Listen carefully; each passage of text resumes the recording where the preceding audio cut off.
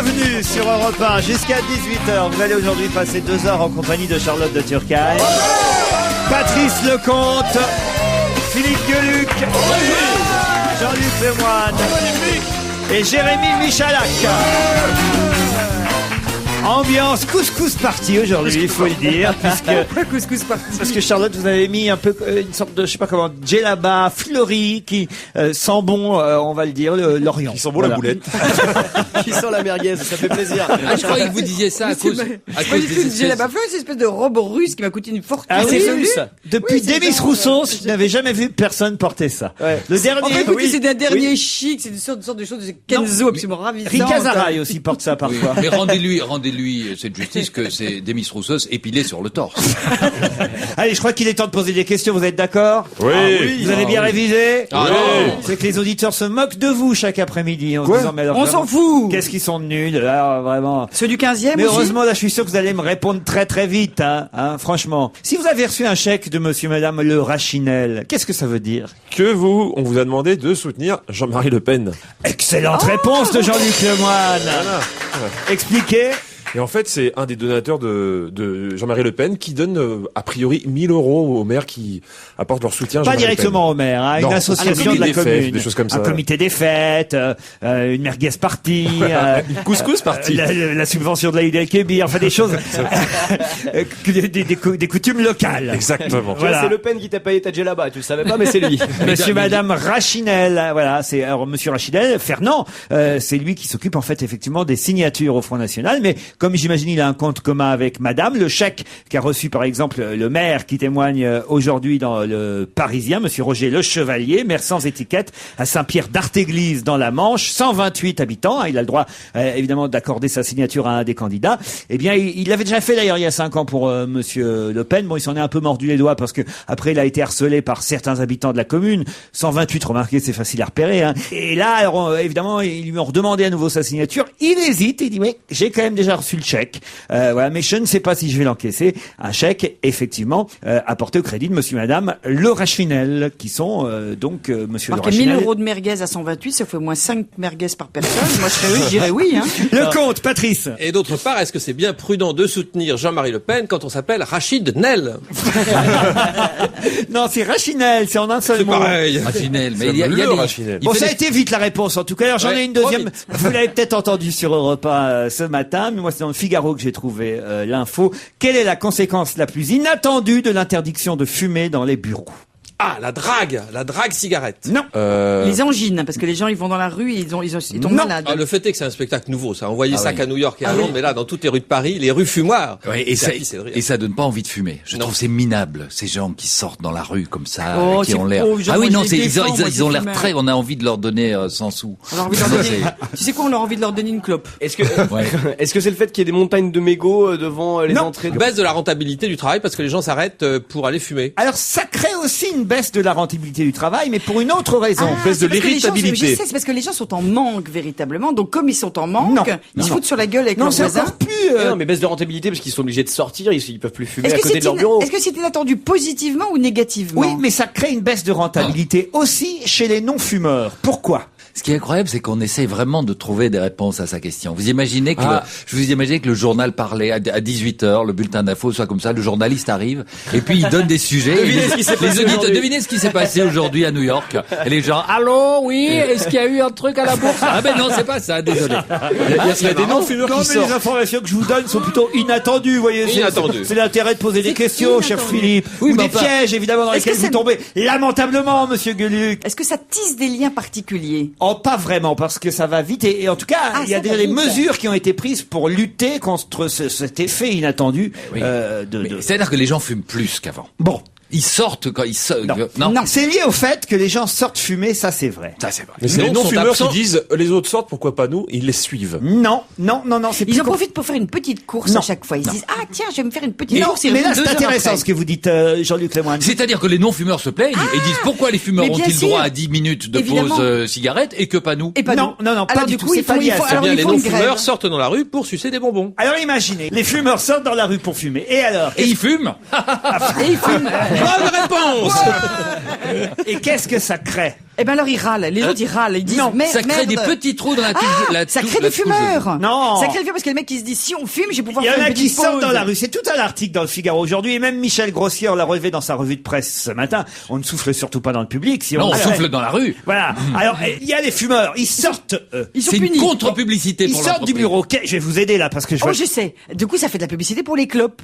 Non. Parce que du coup, on les remarque beaucoup maintenant, les gens qui fument. Non, non. Bon. Ça fait des courants d'air. Alors, ils sortent de leur bureau pour aller dans la rue. Alors, allez-y, minute Alors, par bon, minute. parce alors, que je sors de mon bureau. Alors, voilà. Qu'est-ce alors- qui se passe tiens, Ils j'ai bloquent vu- les ascenseurs. Consommation d'électricité. Non, allez-y, allez-y. Bah non, ils bloquent les ascenseurs parce que justement pour descendre entre l'étage et le dehors, ce qui fait que il y a plein de gens qui attendent et donc ils peuvent pas aller à leur bureau. Je vais effectivement accorder la bonne réponse à Jean-Luc Oh. Lemoine.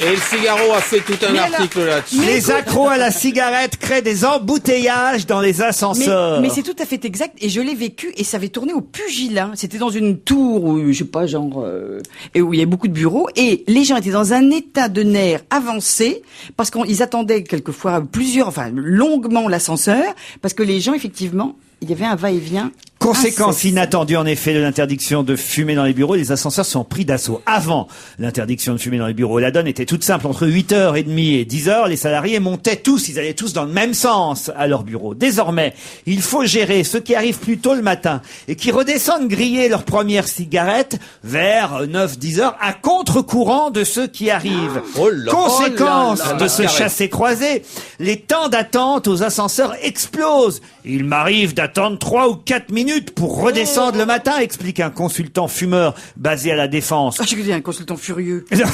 Fumeurs ou non, tous les salariés sont également pénalisés par ces nouvelles pratiques. Et pour les sociétés, ces allers-retours incessants ont un coût.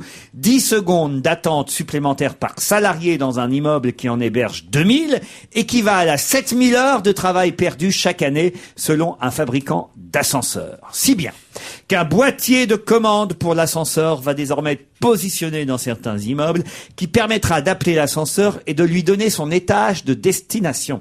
C'est-à-dire que quand vous appellerez l'ascenseur, en même temps vous direz « je vais à tel étage » et l'ascenseur ira directement sans s'arrêter à d'autres étages. Vous voyez ce que je veux dire? Oui, comme pas les du vieux tout. ascenseurs qui n'étaient pas automatiques. Peut-être, Philippe Gueluc. Mais, et ça marche aussi avec les escaliers.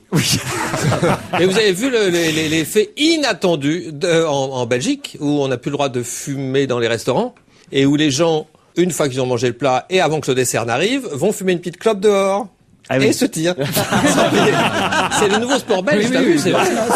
Oui, oui, sans blague. Alors Et il il y faut a- prévoir évidemment de ne pas avoir mis ses vêtements au vestiaire. Bien parce sûr. que ça- Oui, en Belgique. Ah, mais- Allez les rechercher. on a fait une bonne affaire. Oui, mais on a perdu notre manteau qui valait 3 fois le prix du repas. Vous voyez, mais ça m'est presque arrivé, ça, une fois. La honte de ma vie. Pourquoi vous payez pas le restaurant, Laurent? Pas ne pas payer le restaurant. Mais parce que, voilà, ce qui s'est passé, c'est qu'effectivement, j'étais avec une amie dans un restaurant il y a une dizaine d'années de ça à Paris. On prend un apéritif et puis on commande le plat. Et au bout, je sais pas, admettons 1 heure, le premier plat n'est toujours pas arrivé. On n'en pouvait plus d'attendre. On dit mais c'est pas possible, c'est vraiment. Et puis pas aimable, le resto, enfin vraiment l'enfer, quoi. Et on se dit. On se casse et je laisse, je sais pas, à l'époque 20 balles ou 30 balles pour les 2 verres qu'on a pris. Donc je pars pas sans payer, mais on avait commandé les plats suivants. Mais on se dit ça va bien, quoi. On a attendu assez, on s'en va. Et puis voilà, on va dîner dans un autre restaurant. Et puis on sort de l'autre restaurant et là je me suis aperçu que j'avais oublié les clés sur la table du premier restaurant. Et ça je peux vous dire. Et que- alors J'ai envoyé ma copine aller les chercher. C'est la honte, qu'est-ce que vous voulez faire? Moi, il m'était arrivé un truc dans le genre, mais on voulait dîner en terrasse. C'était un soir d'été, c'était à Bruxelles, et on commandait, on essayait d'avoir le serveur. Il ne nous voyait pas, il n'arrivait pas, et on a attendu 1 heure. Et finalement, comme j'avais mon téléphone portable, je me suis fait livrer 2 pizzas par un type par ce pizza rapide. On a bouffé T'as les fait ça pizzas là, vraiment et puis on est parti. Ah, c'est marrant. Ah, c'est pas À mal. quoi sert exactement le protège-cheveux qu'a inventé monsieur Kenji Kawakami? Ah oui, Ne c'est pas ça. se laver les cheveux. Non. Ah, il a inventé un protège-cheveux. Voilà. Est-ce que vous écrivez cheveux au pluriel? Est-ce que ça protège-cheveux peut-être un petit peu comme l'effet Dirty Clean là du shampoing de Bernier? C'est-à-dire C'est-à-dire que c'est un petit bonnet qui en même temps vous lave les cheveux. C'est-à-dire que c'est comme une espèce de sopalin qui pompe le Est-ce gras que ça du cheveu. protège les cheveux par rapport à une profession particulière? C'est-à-dire Est-ce que c'est on le porte quand on est au boulot pour une profession Les métiers de bouche, particulière? Ça s'appelle un casque de chantier, ça. Non mais vous voulez Ça dire s'appelle- non mais je sais pas. dans la restauration, par oui, exemple, dans la ils ont- restauration par exemple, affilé pour Ou dans salle pour d'opération, pas que ils les ont cheveux tous des petits tombent bonnets. dans la nourriture. Ah, ça c'est intéressant. Allez-y, oui. Ah bah non, j'irai pas plus loin là. Là j'étais au top là. Alors. ben, Mais c'est souvent, ça. dans la restauration, notamment même dans les fast-food ou dans les cuisines, les gens qui sont en cuisine mettent un filet. Ce qui donne un Mais petit même- air grotesque d'ailleurs. Même, Oui, c'est ça. même que Jean-Pierre Coff, quand il se fait filmer dans une cuisine, il porte un truc comme ça, et ça va rire tout le monde. Parce que c'est le seul qui en a C'est pas un besoin. protège-crâne. Peut-être que le sien, en plus de ça, il est parfumé. Non, mais j'ai accordé effectivement la bonne réponse à Jean-Luc Lemoyne parce que le protège-cheveux est en fait évidemment non pas pour protéger les cheveux, mais pour protéger la soupe que vous êtes en train de manger afin d'éviter que des cheveux tombent dedans. C'est-à-dire que vous mettez une sorte de petite crête, Résille. non, une petite crête. C'est comme un truc qu'on met au chien pour pas se gratter. Voilà, exactement. Parce Voilà. que le piège, en fait, de ma question, c'était que vous pensiez évidemment au départ que c'était pour protéger vos cheveux. Non, c'est pour protéger ce que vous mangez. Non, c'est pour de protéger vos les cheveux. cheveux. C'est En pour tout cas- protéger les cheveux des clients. Enfin, ça te protège pas d'avoir l'air con quand même. Hein. Ah non, non. C'est Et heureusement Monsieur qu'il y a pas un Kenji photographe. Kawakami. Pour tout vous dire, Monsieur Kenji, et là, évidemment, vous éclairez, est un spécialiste des Shindogu. Ah. Et C'est les inventions inutiles japonaises, ça. exactement, bravo Jérémy Michalak. Les Shindogu C'était pas sont une des question. inventions qui, à première vue, devraient énormément nous simplifier la vie, mais en fait n'en font rien. Et il s'est fait une spécialité, c'est une star chez lui là-bas au Japon, parce qu'il a vraiment le don d'inventer des... Alors je vais vous donner la liste, il y a des trucs absolument ahurissants et très très très amusants. C'est de l'autodérision, hein, ce sont vraiment des innovations qui sont faites pour faire marrer les gens et qui ne serviront jamais. Là on le voit par exemple en photo, je vais vous la montrer après. Avec un chapeau pour rhume. Alors le chapeau pour rhume, c'est une sorte de chapeau et vous avez un rouleau de papier cul sur la tête qui se dévide si vous avez envie de vous moucher, vous voyez, à chaque fois. pratique, ouais. C'est pas con. C'est pas con. Et puis ça peut servir dans d'autres circonstances que dans un rhume aussi. Non, le pire, ça serait s'il avait ça, mais c'était un store vénitien. Et tu sais, ça remonte après. Donc quand tu retires deuxième fois, Bah, autant s'attacher à une boîte de Kleenex à 15 d'heure. Vous avez aussi les chaussons serpillères pour chat. Alors les chaussons serpillères pour chat qui placés sous les pattes de votre chat favori permettra de faire briller le sol à Ça, la c'est maison. pratique. C'est quand il se balade, il peut lustrer le parquet. Le parapluie pour chaussures, la fourchette enrouleuse de spaghettis, les faux ongles à ronger. Ou le masque gros fumeur permettant d'inhaler 14 cigarettes en même temps. Au moins, tu gagnes du temps dans l'ascenseur. T'en fumes 14 en bas, tu redescends plus après. Alors il a écrit un bouquin où il y a toutes ces inventions dedans qui sont des véritables best-sellers au Japon. Il y a aussi une émission de télé où il y a des millions de téléspectateurs qui attendent chaque jour avec impatience sa dernière invention. Par exemple, le coffre-fort à 20 chiffres dont la combinaison est si longue qu'il faudrait 160 fois la durée de l'univers pour le déchiffrer et que même celui qui a mis quelque chose dans le coffre peut pas se souvenir de la combinaison. Moi, je trouve ça génial. Ah oui, Mais cela dit, Moi, je dis bravo, monsieur Kawakami. Mais oui. bravo.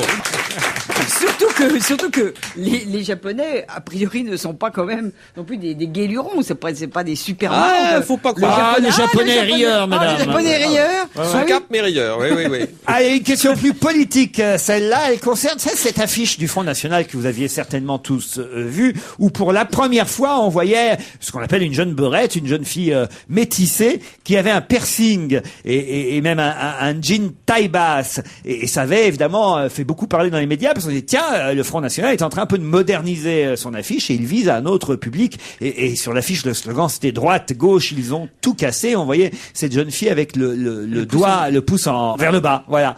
Eh bien, cette affiche existe toujours pour le Front National, mais elle a été légèrement modifiée. Qu'est-ce qui a été modifié sur cette le affiche? piercing. Pas le piercing, Elle il a est le toujours là. pouce Le nombril.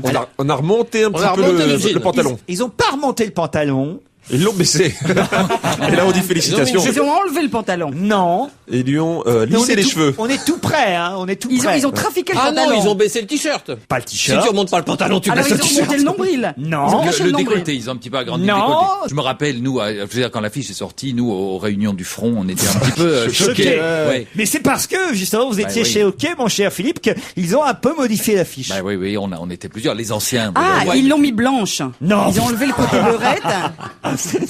Est-ce qu'ils ont changé quelque chose dans le texte et non pas sur la photo? Non, Ou c'est sur la photo. C'est vestimentaire, c'est Ils ont- vestimentaire. C'est vestimentaire. Ah, moi je pensais, Ils lui ont mis une jupe. Non. Un kilt écossais. je pensais qu'ils avaient changé en fait le doigt, c'est-à-dire que c'était plus le pouce vers le bas, mais c'était le majeur vers le haut avec écrit ma réponse à l'immigration. Non, c'est pas ça. Non, pas du tout. Ah, ils ont peut-être mis une sorte de petit bracelet ou On quelque voit que chose. vous ne connaissez pas les Jones, hein, franchement. Bon, Ils ont fait dépasser Ils ont mis un string. du Non, du justement. jean. Il Ah, Ils ont non, gommé ils ont le rangé string le qui string. dépassait. Ils ont gommé la culotte qui dépassait Genre, elle a du pas de jean. culotte. Elle a plus de culotte. Exactement. Sur l'affiche précédente, on voyait dépasser légèrement, hein, vraiment très légèrement, une petite culotte Avec des poils. rouge. Et la culotte rouge qui dépassait légèrement du jean Mais de la Edith, jeune moi, je femme comprends. a Moi, disparu depuis. Moi qui suis comme Gueluc, on est au parti tous les deux, hein. Et ben le rouge, vous savez pourquoi est-ce qu'on lui a fait gommer sa culotte rouge? Parce que ça fait communiste. Ah, vous croyez Ouais. En même temps, Voyez pour une affiche de campagne électorale, mettre une déculottée, c'est pas bon signe. Faut quand même dire ce Non, qu'il y mais a. c'est une référence à la Révolution française et aux sans-culottes. Ah oui, peut-être, c'est ça. C'est le titre d'ailleurs de l'Express, Gueluc, copieur. Ah, Gueluc, il lit une vanne et puis il l'a dit. Je crois que il l'a lit. Puis C'est Bon, même on le pas fait la tous, peine, c'est on même le fait vous êtes tous, ça tellement va. nul que c'est même pas la peine de me justifier. Évidemment, je l'avais pas vu. Ah bah tiens, vous allez pouvoir vous rattraper, Philippe Gueluc, avec la question suivante, puisqu'elle concerne la compagnie aérienne Brussels Airlines. Oui, Ça existe. anciennement Sabena. Voilà. Alors, Brussels Airlines, vous connaissez le logo de Brussels Airlines? Oui, c'est un S. Oui. Non, c'est un B. Un B, justement. Pourtant, à Bruxelles Airlines, il y avait un indice. Hein, Non, mais c'est parce que Sabena, parce que je crois qu'ils ont simplement ils ont gardé les avions. Je savais pas qu'ils les avaient repeints. Non, ils ont mis la queue de l'avion est bleue, Oui. et sur la queue bleue de il y a que l'avion, de l'avion devant. En Belgique, il y en a beaucoup qui ont la queue bleue. Les avions, les Schtroumpfs, Voilà. et la famille royale qui a le sang bleu. et alors il y a un B qui représente Brussels Airlines. Et là, alors un peu comme pour le Front National, ce qui n'a évidemment rien à voir, cher Philippe Gueluc, Bien sûr. on vient de modifier le logo de la compagnie aérienne Brussels Airlines qu'on voit sur la queue de l'avion. Pourquoi? Parce qu'ils avaient mis des tétons. Non. Le B a changé de forme. Le B n'a pas changé de forme. Peut-être que ça ressemblait à un autre logo et en fait sans s'en rendre compte, ils avaient piqué le logo de quelqu'un d'autre. Non, pas du tout. Ils ont pas rajouté quelque chose qui n'est pas graphique, qui est un objet, un symbole. Je vais vous laisser un peu marner pendant Ils un ont petit rajouté moment. les frites. Puis d'ici 2-3 minutes, peut-être même une demi-heure, je vous donnerai la photo pour que vous essayiez de trouver en regardant. Parce que même en regardant la photo, c'est pas sûr que vous trouviez. Oh, bah, alors, la quand photo. Ça, c'est vraiment un truc belge. Et Sabena, c'est donc S-A-B-E-N-A. Ils étaient très vexés parce que leur soi-disant leur logo, c'était en anglais Such a bad experience, never again. En français, c'était avec Sabena, vous y seriez déjà. Sauf que là, Sans c'est un blague. B puisque c'est C'était- Bruxelles Airlines. Mais Patrice a raison, le slogan de publicitaire de Sabena, c'était avec Sabena, vous y seriez déjà. C'est pas vrai. Et un jour, ils ont dû, il y avait sur les routes, vous savez, des affiches sur les routes, et un jour, il y avait un panneau publicitaire juste devant un cimetière. Et il y avait marqué avec Sabena, vous y seriez déjà. Alors, ils l'ont fait remplacer vite fait, évidemment. Air France a un nouveau slogan. Hein. C'est quoi? Avec de la rue, vous y serez plus. Alors, Bruxelles Airlines, comprenez, là, ils ont quand même eu un petit problème. Il a fallu qu'ils changent leur logo, leur B. Qu'est-ce qu'ils pouvaient bien avoir leur B d'embêtant? Ah, le B était embêtant. Mais oui, Est-ce que c'était la typo Ah, qui c'était un allait B, pas la typo. C'était Oui. un B minuscule. Enfin, ça dépend ce que vous appelez la typo. Mais Ah, c'était la en- typo faisait penser à quelque chose La couleur. d'autre. C'était en lettres gothiques et ça rappelait un peu les années Alors 40. écoutez, non j'ai découpé évidemment l'article et je vous passe, vous allez Philippe Gueluc faire passer à vos petits camarades, je vous passe un avion avec le B sur la queue et vous allez essayer de trouver. Très vite, ne restez pas Voilà. dessus trop longtemps. C'est le vieux B ou le nouveau B? Ah, voilà, chacun regarde la photo de l'avion Bruxelles Airlines. C'est le vieux B ou le vous nouveau allez- B? Il ressemble à un 6 en fait celui-là. Non, non. Ça, c'est le nouveau. Et Celui-là, c'est le nouveau. Celui-là, c'est le nouveau. Et alors, c'est peut-être une question de boules. Il est fait avec des boules Oui. qui correspondent peut-être pas au nombre de provinces en Belgique. Ah, ça, on avance. Alors, expliquez à nos chers auditeurs, cher Philippe Gueluc, qu'effectivement, le B est fait avec différents points rouges qui forment le B. Alors, j'ai pas eu le temps de Ah, je j'ai pas sais eu le temps pourquoi. de les compter. Tous les ronds n'ont pas la même taille. Et il y avait donc des provinces qui étaient vexées en se disant pourquoi est-ce que j'ai un petit rond alors que L'autre a un gros rond. Tucluc a un Évidemment. gros rond. Oui. Eh oui, pas Voilà. du tout. Ah, mais ça se tenait, c'était finaux. Mais c'est vrai qu'ils n'ont pas tous la même taille, ils représentent pas forcément. Il y a 13 provinces en Belgique. Non, il y en a 10. Donc c'est pas les Je viens de donner un indice énorme. Ah bon? Oh, oui, bah, il y en a Et en plus, 13. ça m'a échappé. Parce que c'est le chiffre 13 et que ça porte malheur. Il y avait 13 ronds rouges, maintenant il y en a 14. Excellente réponse de Philippe Gueluc. Ça m'a échappé en plus. Il y a connement, je dis, mais il y a 13 provinces. Mais c'est pour ça, on essaie de vous pousser à la faute. Et oui, les passagers superstitieux ont demandé à ce qu'on rajoute une pastille rouge. Le B est un peu plus long qu'avant parce qu'il y avait 13 pastilles Mais pour former qu'on le les B. menotte, les passagers superstitieux, qu'est-ce que ça veut dire? Est-ce qu'on empêche les avions de décoller à 13h, par exemple? Écoute, moi j'ai vu au dernier moment, au moment où les portes se referment, un mec dire je le sens pas et sortir de l'avion, je peux te dire que ça fout les jetons quand même. C'est vrai. Moi, un jour, dans un vol Montréal-Paris, j'ai entendu les hôtesses au moment où je montais dans l'avion pour un vol de nuit. Les hôtesses parlaient des pilotes et se disaient entre elles, font chier, ils sont encore bourrés. Non. Je te jure. Non, c'est vrai. Ça donne pas confiance non plus. Ah ouais, ça donne pas quoi. Et moi j'ai vu un décollage à Bogota en Colombie où la couche d'air était pas suffisante, c'est déjà assez haut. Où au moment on n'arrivait pas bien à décoller. À ce moment-là, toutes les hôtesses de l'air se signaient et faisaient une prière. Ça met bien dans l'ambiance aussi. Ça rassure. Tu te sens Bruno rassuré. II est un artisan qui a été très occupé hier. Pourquoi? Ah, Bruno Mais II. parce que Bruno Ier était pas libre. Non. Il était en congé. Non. Il a un métier, une fonction, travail saisonnier. Et c'est son vrai nom. Est-ce que ça a un rapport avec la date? Quelle date? Et on Hier. est le 28 février, peut-être, c'est une Ah, période mais oui, particulière de mais l'année bien où il sûr, travaille. il change les horloges. Il est obligé d'avancer puisqu'il n'y a pas 30 jours. au Parce mois de qu'aujourd'hui, février. on est le 1er Ouais, mars. Pas du tout. Ah, ben ça pouvait. Un grand chelem, hein. C'est la journée aujourd'hui. Hein. Est-ce que Aucun c'est- rapport avec le 28 février, ni même avec le 1er mars. Et est-ce qu'il avait déjà vécu une journée comme ça? Non, je pense pas. Je pense que là, manifestement, il a dû être un peu embarrassé, ce monsieur, pendant toute la journée d'hier. Embarrassé. Est-ce qu'il a un petit métier qui pourrait être dans le journal de Jean-Pierre Pernaut? Il a un petit métier, mais à mon avis, son petit métier a pas dû être beaucoup cité dans le journal de Jean-Pierre Pernaut. Peut-être plus maintenant. C'est un petit métier qui n'est pas très avouable, à mon avis, son métier. Son métier à est Monsieur complètement Second. avouable, complètement honorable, et c'est un monsieur qui fait un bon travail. Mais c'est une profession qui est rare. Du tout, monsieur. Il est français?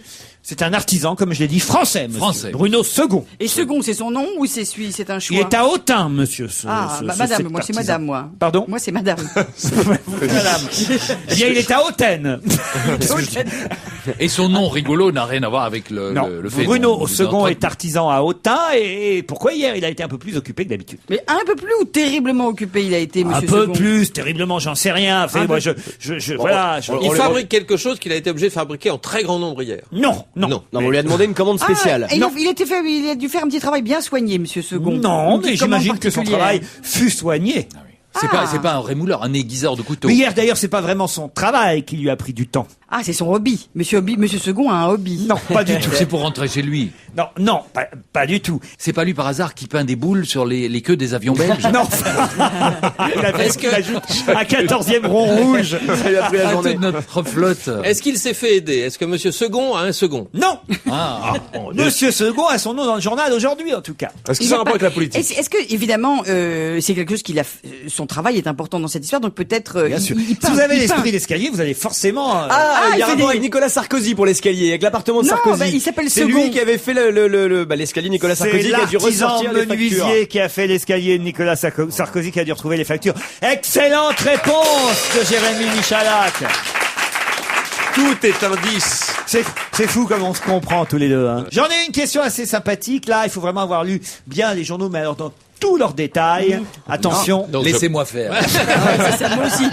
Moi cette question est pour moi. Qui a été sanctionné hier pour avoir fauché un bonbon? faut avoir fauché un bonbon. Ouais, avec ce petit regard, je sens que ça a un rapport avec le foot. Non, pas du tout. Si c'est ça- si, bon, allez, d'accord. Si c'est un bonbon aux OGM, c'est peut-être José Bové qui l'a fauché. Non. C'est un vrai bonbon ou c'est un bonbon un peu chargé? Un bonbon Ou est-ce que viringue. c'est le nom d'un joueur bonbon? Il a pris avec ce bonbon. c'est un Pas tout fabricant à fait, mais d'escalier. presque. Est-ce qu'avec ce bonbon on peut prendre bonbon? Non, il y a même eu le bon d'un bonbon. Il y a même d'un quoi bonbon. Le quoi? Le quoi? Donc, il est content. Regarde, il est ravi, là. Il est tout content de sa petite Attendez, vanne. il y a un joueur de foot Il y a qui quoi s'appelle le Carambar ou un Oui, truc non, comme ça. c'est son surnom dans le club. Voilà. Christian Caramba. Christian Carambar. Le mari d'Adriana Carambar. Pas du tout. C'est son Il y a surnom un dans mec le qui s'appelle vestiaire. Joël Tagada. Bon, alors, écoutez, qu'est-ce qui s'est passé hier en football, franchement? La Coupe de France. Ah bah, Montsolémine, qui a battu Lens. Alors, comment ils ont gagné Montsolémine? Sur penalty. Sur penalty, alors. Ils ont Et fauché le Chabert bonbon. a fauché un garçon dont le surnom c'est Bonbon. Il a Non. sucé, il a sucé, non. Il a sucé Bonbon. Ça, c'est la troisième mi-temps, ça. Comment s'appelait le garçon qui a été Ah, il a fauché par le fauché, gardien pas de but laissé un bonbon. de Lens? Il Bonbon. s'appelait Bon.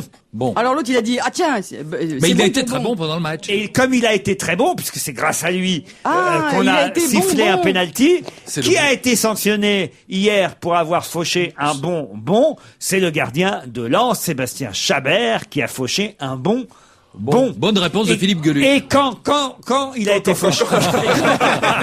Ça, c'est l'imitation de François Je crois Bayrou. que j'ai ça. voté Bayrou. Et quand le bon a été fauché. Je comprends rien. C'est du Raymond DeVos. C'est du Raymond DeVos. Qu'est-ce qui s'est passé? Comment ça, le Quand bon vous fauchez un quelqu'un, qu'est-ce qui se passe? Prenez un carton. Non. Il se plaint, il gueule, il tombe, pleure. il tombe. Il saute, il Il fait tombe, mal. il fait un bond. Il fait un D'où, bond. hier à la télévision, qu'est-ce qu'on a vu? On a vu le du bonbon. Et vous avez vu le dernier James Bond? Laurent, C'était un Excellente bonbon. réponse de Jean-Luc Lemoyne. moi je rêve d'avoir Laurent Ruquier, Charlotte Turquem aux commentaires de foot. Tu sais. Est-ce que vous faites, Laurent, vous faites les anniversaires, les bar mitzvahs? Parce que on cherche quelqu'un pour Ah ouais, moi, je fais animer. les Pour venir animations. poser des questions, ouais. On faut les trouver, ces conneries-là. Dis Théo. Vous faites pas les animations en tête de gondole, vous?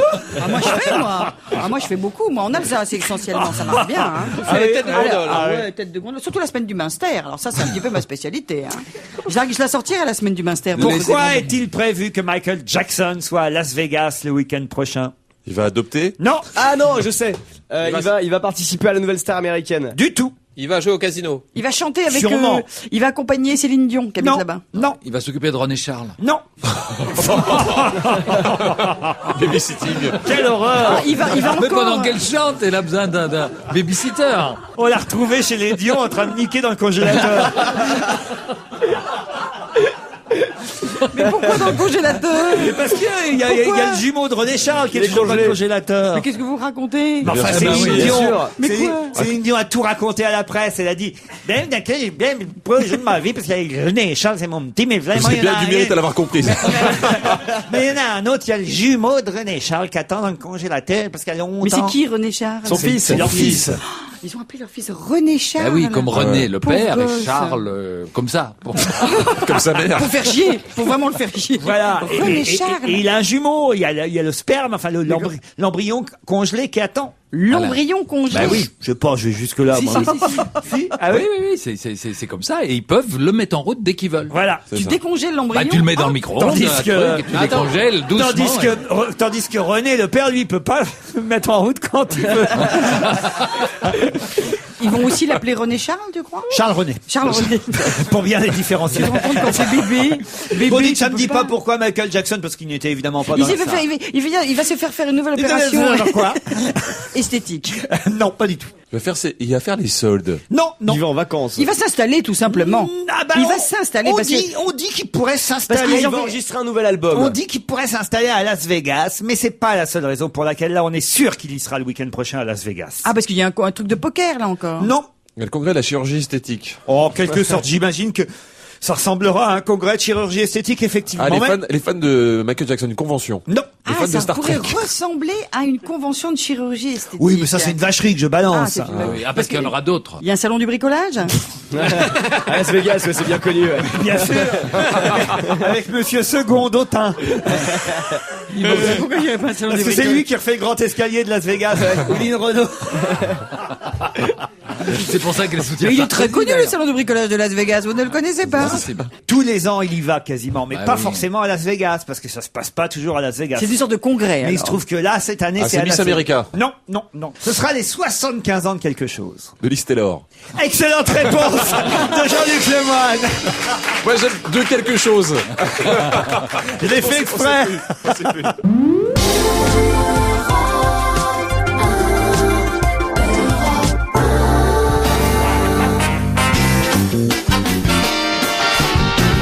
On va se continue toujours avec Charlotte de Turckheim, Jérémy Michalak, Patrice Lecomte, Jean-Luc Lemoyne, Philippe Gueluc.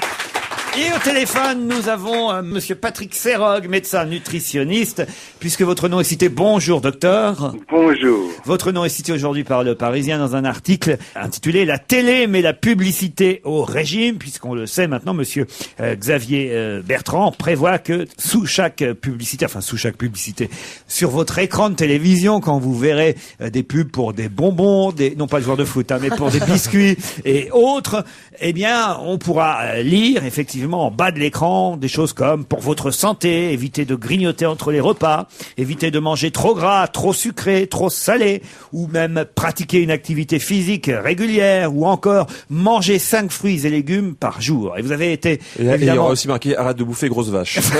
Vous avez évidemment été interrogé par de nombreux journalistes, j'imagine, hier, en tout cas par Alexandra Eshkenazi du Parisien, à qui vous avez dit qu'il fallait se méfier de ce genre de phrases et de prévention qu'on va mettre sur l'écran. Pourquoi ? D'abord parce que si vous avez vu la publicité, vous avez écrit souvent en petit d'abord cette phrase. Donc elle est souvent peu visible pour le téléspectateur ou pour le consommateur. Et puis la deuxième chose, c'est que quand vous avez par exemple, je sais pas moi, une publicité pour une boisson sucrée et que vous avez un claim qui dit pour votre santé, évitez de manger trop gras, trop sucré, trop salé, eh bien vous avez l'impression que finalement le produit qu'on vous montre, il n'est pas si sucré que ça.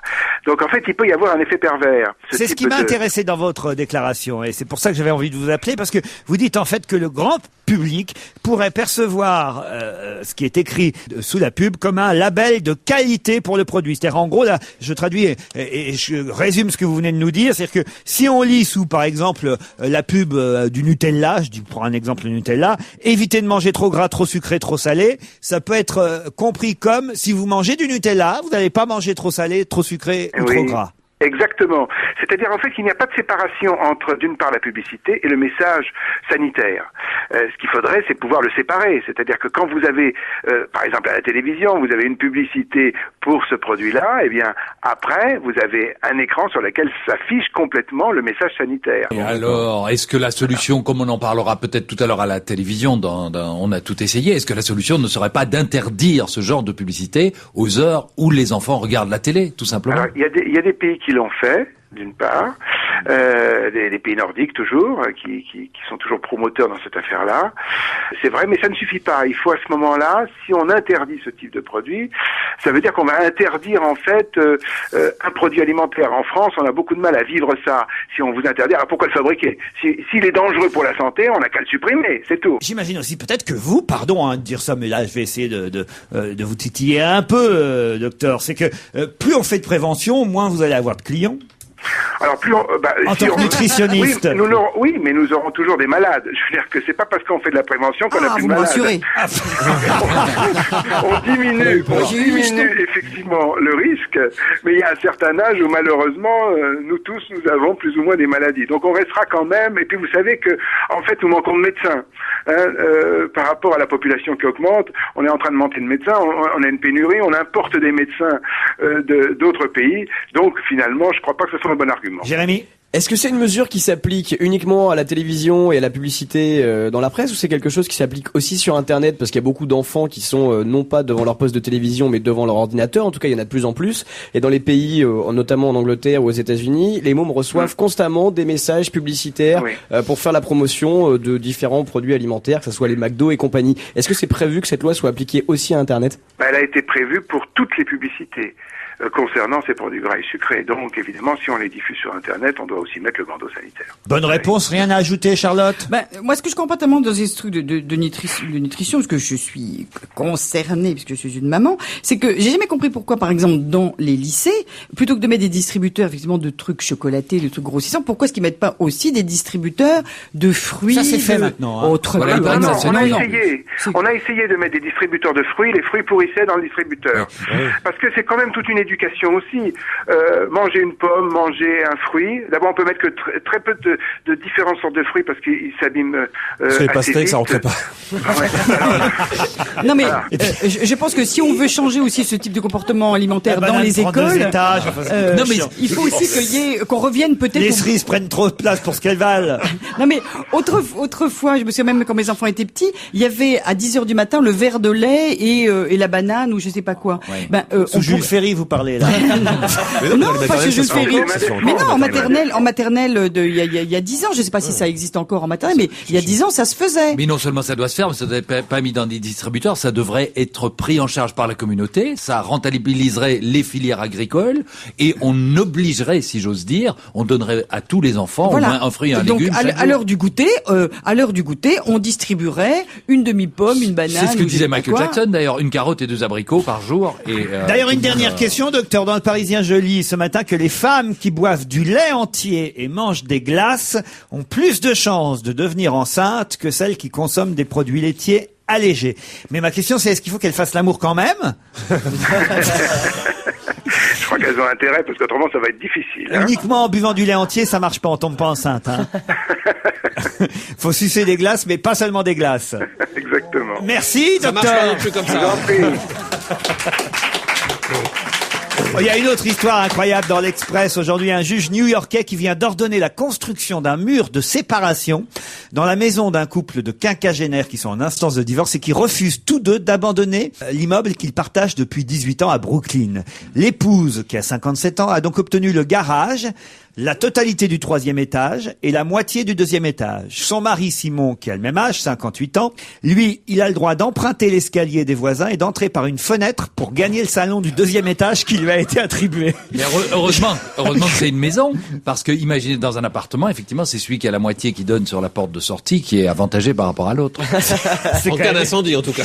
C'est quand même énorme cette histoire. C'est une nouvelle enquête pour Non, Julien mais c'est- Courbet. Franchement, c'est vrai que on se dit que l'avocat est quand même. Je ne sais pas si je prendrais cet avocat. Moi, c'est surtout ça que je me dis. Il est quand même particulièrement mauvais, le mec. Oui. Bah, vous voudriez pas qu'un mec, vous Surtout, prenez c'est comme la femme avocat. qui regardait les toilettes aussi. Hein. Voilà, vous prenez un avocat pour Et ça fait partager chier le vos mec. biens en deux, et le mec, il partage vraiment en deux. Faut être un con, non? Mais il y a eu cette histoire avec un couple sans enfants et donc ils avaient réussi, ils avaient heureusement 2 appartements, donc ils en ont pris chacun un, mais aucun des deux ne voulait vendre les meubles. Et alors ils ont décidé d'avoir la garde des meubles chacun. Il y en a un qui les prenait le week-end et puis l'autre la semaine et pendant les Une vacances semaine sur scolaires, deux. voilà. Une semaine sur deux. Dans les histoires et les informations insolites, il y a encore, parce qu'on en a déjà parlé il y a 2 jours, je crois que Pierre Bénichou avait râlé en disant ouais, les Non. hélicos ça coûte cher. Il y a encore 120 skieurs qui sont restés bloqués dans le mauvais temps hier après-midi 2 heures sur un télésiège en panne à Saint-Gervais près de Chamonix, c'est en Haute-Savoie. Donc, c'est 4, on va mettre ça dans un film. Moi, je Mais dis. alors, est-ce que vous avez remarqué que c'est toujours les télésièges qui restent en panne? Ouais. Les autres, ça marche. Alors donc, en fait, il faut pas prendre des télésièges. C'est-à-dire Écoute, les la dernière autres. fois, c'était encore un Non mais c'est télésiège. pas ça, c'est pas ça, mais si le tire-fesse tombe en panne, c'est moins grave. Oui, tu peux descendre. C'est pas faux. Je sais que tu es malin, toi. En fait, moi, je fais pas la différence entre le télésiège et le tif. Mais bien sûr. Le télésiège, t'es en Moi, les l'air. sports d'hiver, moi, je reste dans la chambre quand je suis à la neige. Alors, allez-y. Le télésiège, t'es en l'air, donc tu peux pas redescendre, t'es bloqué, alors que le tire-fesse, ben, t'es en Tu contact lâches. avec le sol. Donc, si Voilà, tu veux, si le tire-fesse, c'est la tige. C'est un petit peu C'est la les même perches. différence que d'être bloqué dans un ascenseur ou un escalator. très joli. Dans un télésiège, on est C'est un plusieurs. siège. Oui, Non, non, mais c'est surtout, deux. on est en C'est l'air. 2 ou On est 4 ou surtout en 3. l'air, on est à On 5 est en mètres du l'air. sol. Le télésiège, c'est un siège. C'est comme le téléphérique alors. Non, C'est un téléphérique en plein air. C'est un petit ça. fauteuil, C'est un petit suspendu. fauteuil. et vous êtes à 1, à 2, Comme des balancelles. Voilà. C'est ça. à 1 Et et voilà. jusqu'à 5. Tandis que le tire-fesse, c'est ce mec que vous présentez là, et il y a un mec qui vous met une barre un peu dure Entre les entre les jambes. fesses. Voilà. Voilà, avec une Oh, espèce j'ai de... vu Et ça, Ça, vous, ça, je connais. et ça vous tire jusqu'en haut de la Laurent. montagne. Vu comment vous y septième. connaissez, vous êtes pas prêt d'aller voir Johnny Hallyday ça, tout, hein. Puisqu'on est dans les infos rigolotes. Il y a aussi l'histoire des Picasso qui ont été volés là chez. Encore. Oh là là. Alors, il y a un truc qui est marrant, c'est qu'il y a régulièrement des toiles de maître volées et on apprend qu'elles sont restituées un beau jour. Le cri de Munch Munch a été restitué alors qu'il avait été volé à Amsterdam ou je sais pas où. Et ceux-là, on les retrouvera dans 2 ans ou dans 10 ans. Alors, Ah non, on sait déjà où ils sont. Ils sont dans la cuve de Stevie. Et quand même, vous avez vu la gueule qu'il lui a fait à sa seconde femme, Picasso. On comprend qu'il l'ait quitté. Oh là là là là. Moi, je Jacqueline comprends. Roch. Oh, dis donc, c'est peut-être elle qui l'a volé, parce que franchement, quand on voit le portrait de sa deuxième femme, elle l'a un peu arrangé. il a quand même. Peut-être qu'elle avait besoin d'une photo d'identité.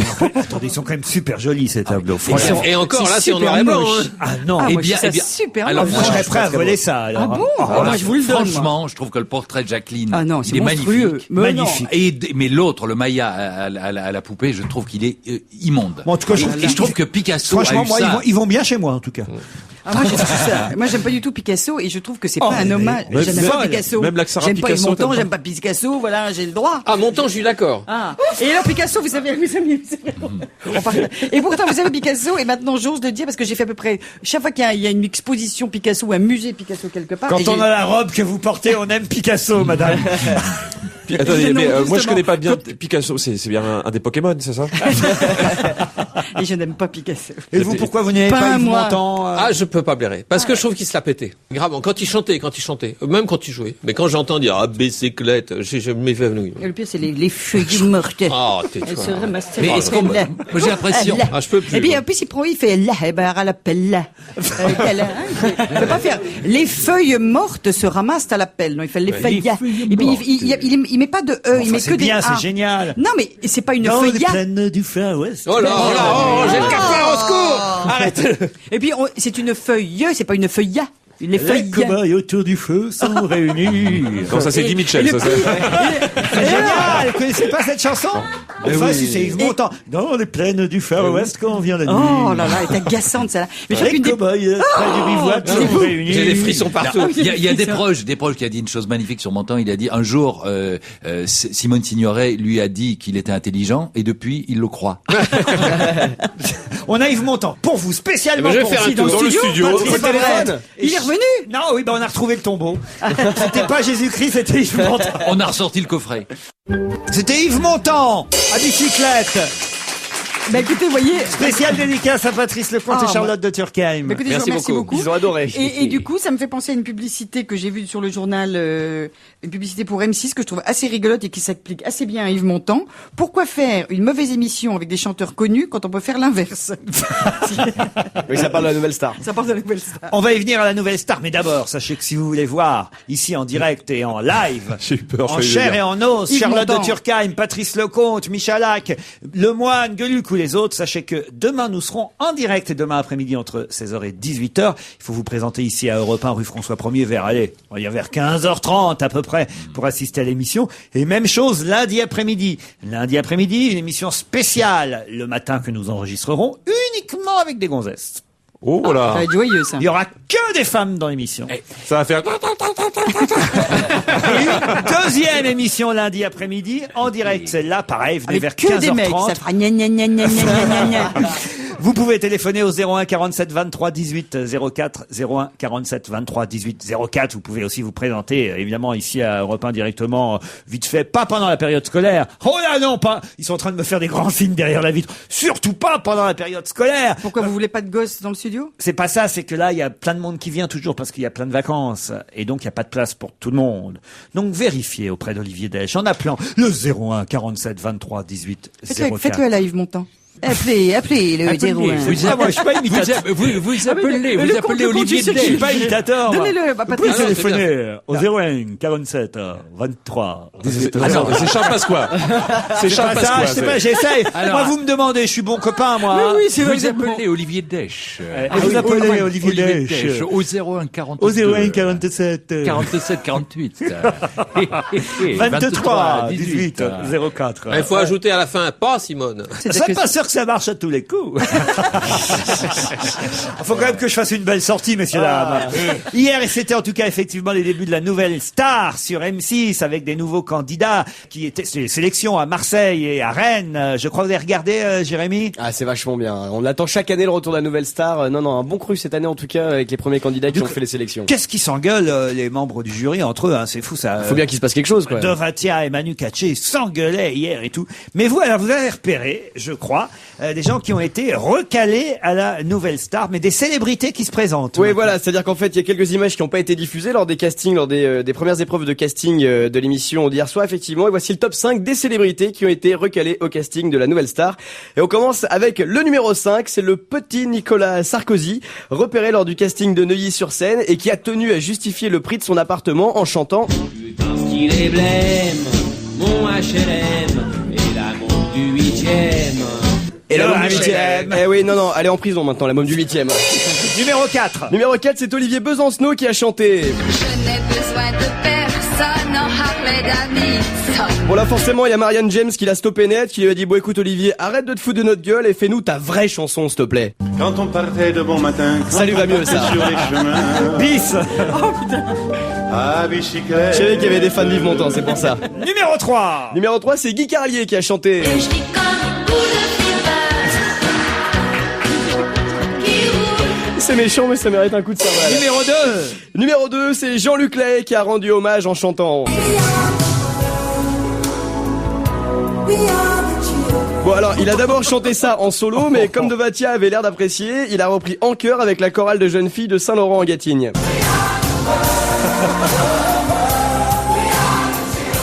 Et numéro 1. Et numéro 1, c'est Jean-Luc Delarue qui a chanté.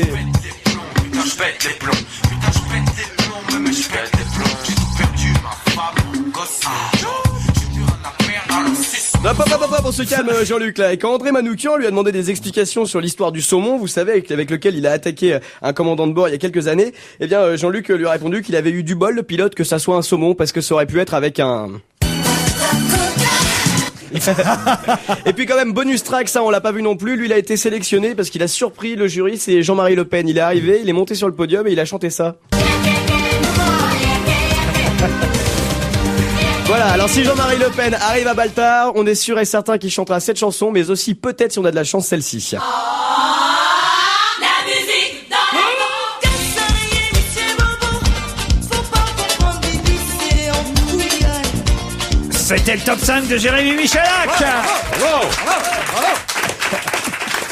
Allez, une dernière. Dit-on, on n'a pas terminé sur les Picasso volés parce que d'un seul coup, c'est vrai qu'il y a eu cette diatribe, il faut le dire, de Charlotte de Turckheim qui déteste Picasso, mais quand même, je comprends pas qu'elles aient pu être volées sans qu'aucune alarme ne se déclenche, sans que Parce que moi je pense que la famille Picasso, ils en ont les Picasso chez eux, c'est comme les reproductions du pont de Brooklyn chez vous. Ouf. Ils en ont par paquet de 12. Alors, il y a deux choses. J'ai pas de reproduction du pont de Brooklyn chez moi, madame. Dites la vérité, Laurent. Non mais vous voyez, ce que je veux dire, c'est que... Du pont du Havre. Le pont de Tancarville, moi, madame. Oui, c'est pas, ou le port du Havre, je suis sûr que vous avez en photo. Non, je pense qu'il y a deux choses. C'est que d'abord, il n'y a pas eu d'effraction, donc c'est peut-être Ben voilà, familier. mais ça prouve bien. Et il y a aussi le fait que des tableaux pareils peuvent pas être assurés. C'est des tableaux qui ont tellement de valeur parce qu'il y en a un des deux que Picasso, auquel Picasso tenait énormément, qu'il a eu lui-même chez lui pendant plus de 30 ans. Que quelqu'un lui avait donné. et alors, pour revenir à ce que vous disiez, Charlotte, que vous aimez pas Picasso, moi je trouve qu'on peut pas dire qu'on aime Picasso totalement ou qu'on n'aime pas Picasso totalement. Moi j'ai vu tout Picasso. Il y a tellement de choses, il y a tellement de choses différentes, tout. tellement de périodes, tellement de recherches Il y passionnantes. a des tableaux que j'ai vus, je savais même pas au départ que c'était Picasso. Je Écoute, pouvais c'est pas vrai. imaginer. C'est Et vrai, lui c'est- non plus, Picasso. il C'est vrai savait que pas. j'ai gagné beaucoup de paris comme ça parce qu'il y a un musée Picasso à Barcelone où il y a Ah sa oui, première c'est période. là où je suis allé il y a pas longtemps Voilà. encore. Eh bien, est-ce que vous avez vu cet autoportrait? Il est extraordinaire. Extraordinaire. Et moi, j'ai gagné beaucoup de paris avec cet autoportrait parce que c'était une chose d'un classicisme incroyable. Ouais. Et j'envoyais cette carte postale en disant de qui c'est je te parie que c'est de Picasso. Les gens me disaient, Et mais il non, n'y a c'est pas impossible. un seul con qui a retourné la carte en disant, parce qu'en général, il y a marqué Bah non, autoportrait parce que Picasso. j'avais quand même, j'avais rayé le nom quand même. Mais ouais, En tout cas, ce qui est plus étonnant dans l'article qu'on lit ce matin, on nous dit les policiers n'ont relevé aucune trace d'effraction. L'alerte a été donnée par Diana Whitmire qui a découvert la disparition des tableaux à son réveil. Et c'est qui? C'est la petite fille. La petite fille. Et là, c'est la phrase d'après. Moi, j'adore ça. C'est la phrase d'après. Elle et une autre personne dormaient dans l'appartement lors du cambriolage. Et ma question est, Qui est l'autre personne? Ah oui. Parce que si elle était plus dans le lit. Non, parce que c'est Et vrai. les tableaux non Généralement, si c'est quelqu'un qu'on n'a pas à cacher qui c'est, on met son nom. Elle et une autre personne dormaient dans l'appartement. Ouais, Je veux savoir qui est l'autre personne. Bah oui, mais enfin, si c'est le voleur, peut-être qu'il est malin et qu'il a pas voulu qu'on mette son nom dans le journal. Et puis elle a quel âge la petite fille? Parce qu'on imagine la petite fille de Picasso. Bonjour, petite fille. Allô, la police. Alors que c'est Claude Sarraute. On a volé deux tableaux. La petite fille de Picasso, elle va avoir une trentaine d'années, quoi. Oui, au moins. Elle a un âge abstrait. On se retrouve après le flash de 17h. On va se gêner. On va se gêner sur Europe 1. C'est avec Laurent Ruquier.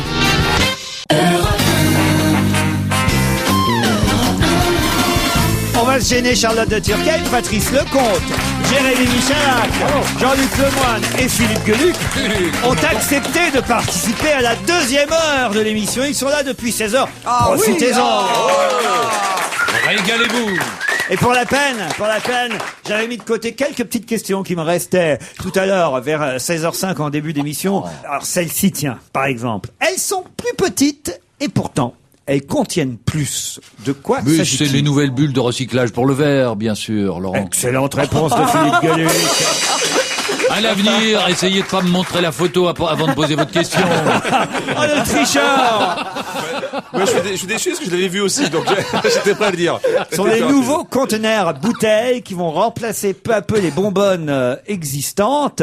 Et effectivement, alors c'est plus design, parce que vous vous souvenez de ces grandes cuvettes immondes qu'on trouvait, puis en plus ça faisait du bruit. Ah oui, quand tu vis à côté, t'es mal. Mais ça doit faire toujours du bruit, non? Non, parce que alors je vous explique. C'est souterrain. La cuve est sous le trottoir. déjà vu Enfin, ça. pas sous vos reins, vous, hein, mais sous le trottoir. Et parce que si vous mettez une bouteille souterrain, ça fait mal. Sous le trottoir. C'est enterré. Et puis ça a été changé à la demande de quelqu'un. C'est Laurence Boccolini en avait marre qu'on vienne lui mettre des bouteilles de toute la journée dans son corsage. Gueuluc. Ça faisait du bruit. Dites donc, si on remplace toutes les bonbonnes, on va peut-être plus vous revoir tout de suite. Ah non, ça bien sûr. Vous vous engouffrez, vous le hamster. On avait dit pas d'attaque physique. C'est vrai, on avait dit Non, pas voilà. le physique. Rayon des Belges et puis c'est tout. Voilà, exactement. Samedi soir dernier, il y a une consommation d'électricité beaucoup moindre que la normale. Pourquoi a-t-on économisé de En France. l'électricité? Parce que sur les chaînes de télé, Pas seulement en France. on passait des films qui se déroulent la nuit. Et donc comme l'écran est sombre, ça consomme moins d'électricité.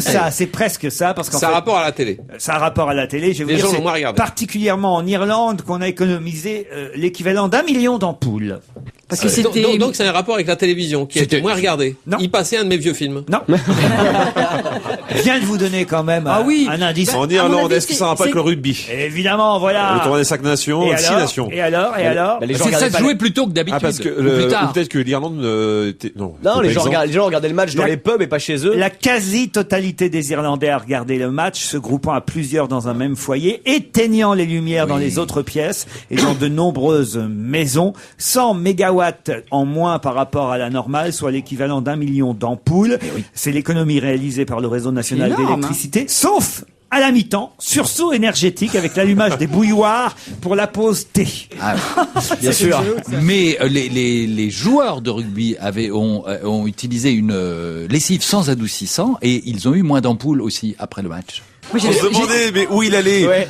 Ah non, mais le mec qui a Mais pensé à ça, ça, c'est une lumière. Attends, C'est un cascadeur. Fais confiance à Fifi, c'est Oui. toujours Yves. C'est un cascadeur de l'humour, moi je dis respect. C'est toujours. Et alors moi, tu vois, j'étais prête à le croire. Il disait avec une telle conviction, assurance. ouais. Gueuluc. Mesdames et Jamais messieurs, croire. je vous demande une petite minute de silence pour Jean-Luc Lemoyne et son Paris Saint-Germain qui hier, je n'avais pas encore osé aborder le sujet, mais allons-y. Oui. Soyez gentils dans le Parisien avec le PSG, hein, parce que le titre du Parisien ce matin, c'est le PSG sort avec les honneurs. Je sais pas trop quels honneurs, hein, franchement, entre nous, parce que sur les 2 buts à 1, c'est le score. Les 3 buts ont quand même été marqués par Sochaux, puisque Oh là là. ah bah si, même le but du Paris Non, mais Saint-Germain arrêtez, parce que- a été marqué par un Sochalien. Bah, je sais bien, parce qu'il l'a détourné, mais il y avait d'abord quelqu'un qui Bah oui, était il a à détourné l'origine. parce que le Parisien envoyait le ballon à Non, je veux côté. dire, c'est pas un On Sochalien. va le mettre dans le but, tiens. Non, bon. c'est pas un Sochalien qui a dit au milieu, oh, là, ça me fait de la peine comme, allez, je fais dans mon but et je le marque.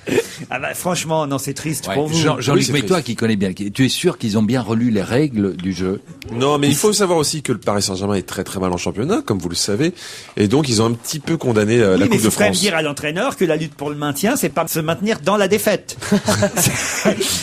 Mais c'était une équipe B qui a joué de Paris. Je le regrette parce que c'est dommage qu'il passe à côté. Ça veut dire que l'année prochaine, Paris sera pas en Coupe d'Europe. Il paraît en fait que pour la Coupe de France, c'était pas sérieux le Paris Saint-Germain en demi-finale. Montceau-les-Mines, c'est plus crédible. C'est pas faux.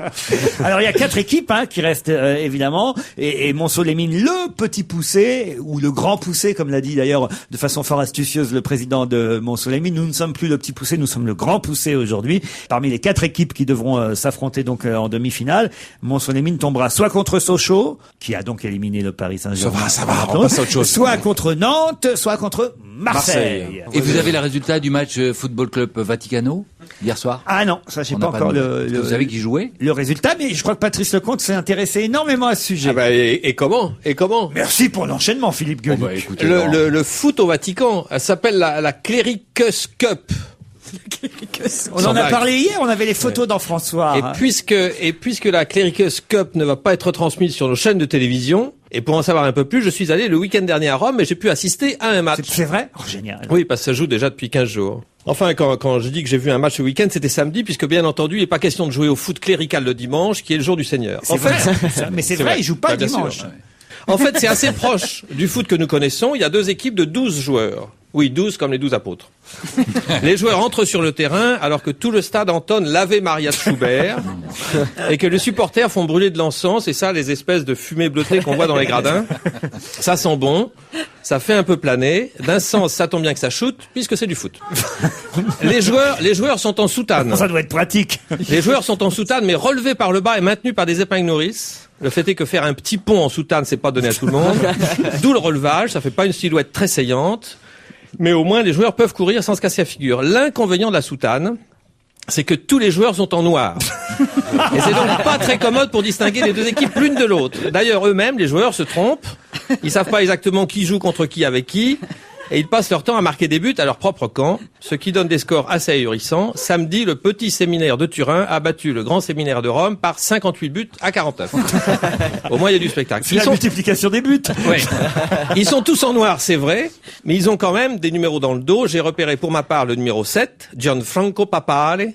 Très bon joueur, à mon avis, qui a marqué la plupart des buts de son équipe. Et d'ailleurs, sur le terrain de foot du Vatican, on a coutume de dire que lorsqu'on a Papale, c'est une bénédiction. Il y a un petit inconvénient, c'est que lorsqu'un but est marqué, au lieu de se sauter tous dessus pour se féliciter en s'embrassant et en se touchant les couilles, les joueurs s'agenouillent sur la pelouse et font une petite prière silencieuse d'une dizaine de minutes pour rendre grâce. Puis le match reprend son cours normal jusqu'au prochain but. À cause de cette coutume charmante, samedi dernier, le match auquel j'ai assisté a duré 6h45. Sinon, les règles sont à peu près les mêmes que dans le foot de chez nous. Quand un joueur fait une petite bêtise, dans leur jargon, ils disent un péché véniel, il a droit à un carton jaune. Pour une grosse bêtise, péché mortel, il prend un carton rouge, couleur de l'enfer, et il est excommunié sur le banc de touche. Un principe fondamental en accord avec la morale catholique, et que tous les joueurs italiens devraient appliquer, quand tu prends un coup de boule sur le sein gauche, t'as le sein droit. À part ça, pas grand-chose, sauf que les matchs se sont joués en latin. Corner se dit cornerum, penalty, penaltum, petit pont, petit pontum, hors-jeu, hors-jum, boutum. En fait, c'est pareil, sauf qu'on ajoute à la fin de chaque mot. Après le match, j'ai pas eu l'autorisation d'aller dans les vestiaires, mais dans les douches, on m'a dit qu'ils s'en passaient de belles. Ah oui, les douches. Qu'est-ce qui se passe? De belles. C'est vrai que voilà de la part du Vatican une initiative originale et qu'on pourrait sans doute appliquer à d'autres religions. Par exemple, rabbin contre imam, bouddhiste contre témoin de Jéhovah, Krishna contre Vishnu. À ceci près que dans ce dernier cas, il y aurait un net désavantage vu que Vishnu a 6 bras et que si tu le mets dans les buts, t'as pas beaucoup de chance d'en lancer un. Je vous raconte tout ça en faisant mine de m'intéresser, mais en fait j'y connais rien en foot. Je ne suis jamais allé de ma vie, et c'est vrai, assister à un match, pas plus qu'à un concert d'Yves Montand. Il paraît qu'il existe du football féminin. A priori, ça pourrait m'intéresser davantage, même pas. Il paraît qu'elles sont pas très sexy. En revanche, il me vient une idée.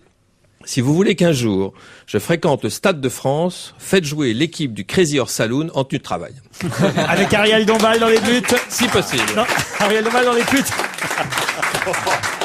Dans les buts, j'ai dit. Ouais, bien sûr. Ouais. Bien sûr. Enfin, franchement, alors. Charlotte, vous avez des soucis en ce moment? Des tracas? Alors, j'ai des petits tracas. T'as des soucis vestimentaires déjà. J'ai des soucis vestimentaires. Non, j'ai découvert avec bonheur qu'il existait le tome 2 du dictionnaire des tracas, qui s'appelle Le Baleinier, pour ceux qui ne le connaissent pas et pour ceux qui le connaissent. Et moi, j'avais adoré le tome 1, à tel point Ils en ont même fait une pièce, hein, je crois. Voilà, exactement. Et avant-hier, je vais voir la pièce adaptée de leur spectacle qui s'appelle Xou au rond-point et qui est un petit bijou. En fait, c'est 3 acteurs qui s'appellent Christine Murillo, Jean-Claude Leguet et Grégoire Osterman qui ont écrit ça et qui ont un succès fou avec leur petit Baligny. Et On c'est un avait eu Christine dictionnaire. Murillo au téléphone il y a la saison dernière pour cette pièce qui se joue donc au Théâtre du Rond-Point. Voilà, au Théâtre du Rond-Point. Et je leur demande si ils vont faire un 2e tome, et là ils me disent, eh bien le voilà.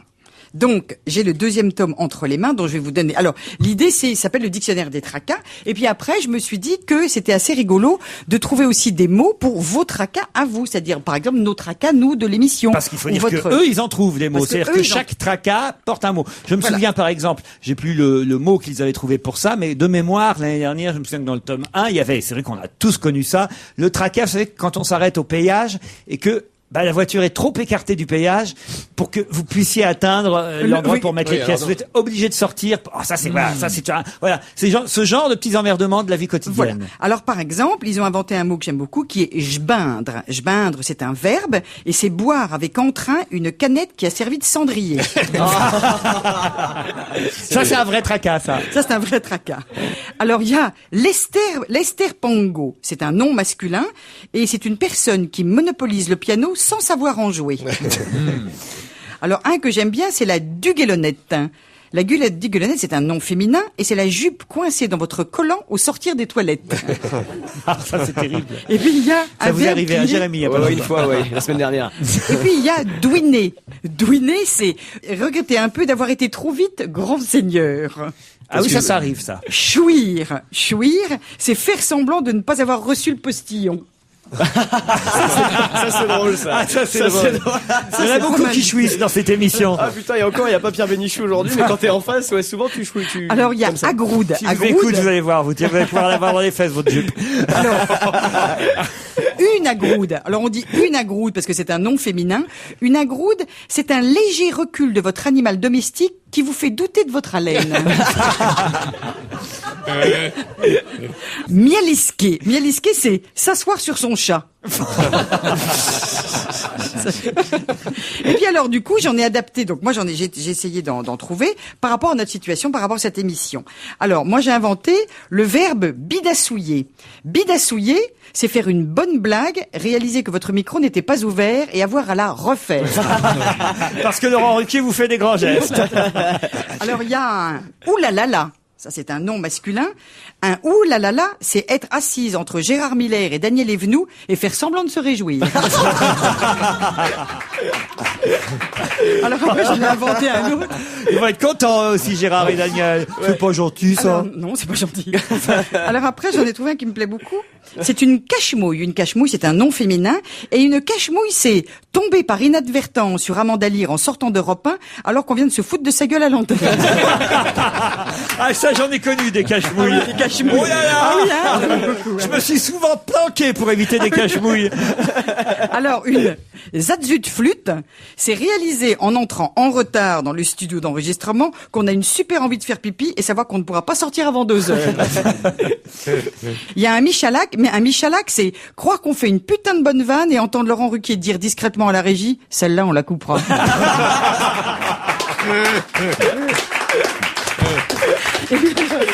Alors il y a fouiffer. Fouiffer, c'est un verbe. Je fouiffe, tu fouiffes, il fouiffe. C'est s'être maquillé à la hâte pour que Bénichou ne se foute plus de votre gueule. Réaliser trop tard qu'on n'a fait qu'un œil. Ah, un coup de bigne. Un coup de bigne, c'est s'apercevoir qu'il y a votre ex-belle-mère dans le public, juste en face de vous. Alors, pétouillarder, donc ça m'a été soufflé par mon ami Patrice Lecomte. Pétouillarder, c'est un verbe, Patrice, hein? Oui, bien sûr. Donc, je pétouillarde, nous pétouillardons. Pétouillarder, c'est parler très près dans un micro dont on sait qu'il a déjà été utilisé par Pierre Bénichou. Et alors, je crois que Gueuluc en a un qui s'appelle décrocher la cymbale. Mais décrocher la cymbale, c'est un nom, c'est un verbe, Gueuluc? Non, il y a une expression qui dit décrocher la timbale. Oui. Hein, Oui, mais est-ce que c'est un verbe ou un nom? C'est une expression. Ah, c'est une expression, d'accord. Alors. Et le problème, mais c'est quelque chose qui arrive aussi souvent dans l'émission. En fait, je joins l'exemple à la parole, si vous voulez, parce que c'est un problème qui arrive souvent en émission. C'est un truc auquel on a pensé avant l'émission, et puis au moment où Laurent Rouquier vous passe la parole, vous vous en souvenez plus. Eh ben, c'est en train de m'arriver parce que j'ai dit ça à Charlotte juste avant de commencer un truc, et je sais plus de quoi il s'agit. Et maintenant, c'est Serge Diado au téléphone. Bonjour Serge. Bonjour Laurent, bonjour mes chers camarades. Le résultat du quiz lancé hier, c'était vraiment pas facile ce quiz. Et pourtant, on a eu de nombreux gagnants parmi les auditeurs de repas.fr. Je crois me souvenir qu'il y avait, 4 noms encore à identifier. C'est bien ça, Serge? C'est ça, mais c'était pas si difficile. Chaque fois, ce sont des gens qui ont fait des disques quand même en pagaille. Donc on les connaît tous. Et les chroniqueurs en avaient trouvé 6. Dont Malicorne qui a été trouvé par Bonaldi. Serge, ce que je vous propose, et on va rappeler évidemment que c'est un quiz qui a pour but et évidemment de signaler que le salon de l'agriculture démarre samedi, puisque c'est un quiz campagnard, un quiz agriculture, on peut dire. Hein. Oui, un quiz rural. Voilà, on va réécouter tout, puis j'ai donné les solutions en même temps, vous êtes d'accord? Voilà. C'est parti. La ferme. D'abord il y a Hector, le castor et Édouard, le C'était les Fatales Picards que personne n'avait trouvé hier. le cochon. Oh, c'est bon vos gueules les animaux maintenant. Si le blême fut du bonheur. Ridan avait été identifié. Zebda, identifié aussi hier.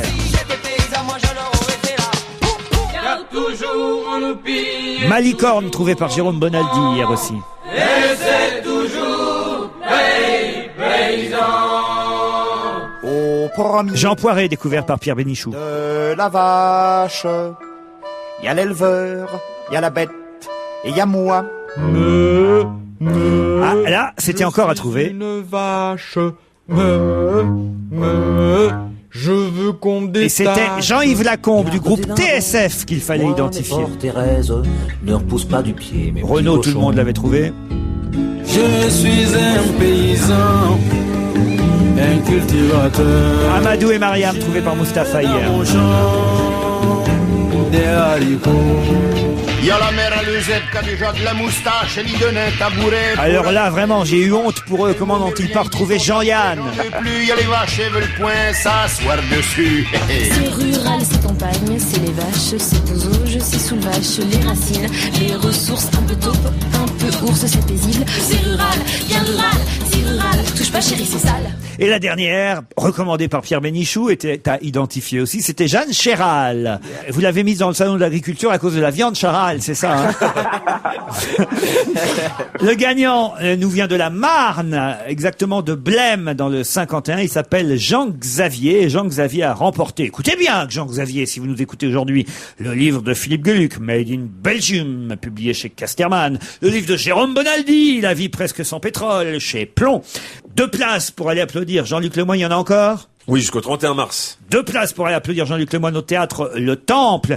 2 places aussi pour aller applaudir le One Woman Show de la belle Delphine McCarthy au théâtre Le Mairie. Et qui a coécrit et mis en scène le spectacle de cette jolie fille? Tu parles, sa femme est enceinte, faut bien qu'il en profite.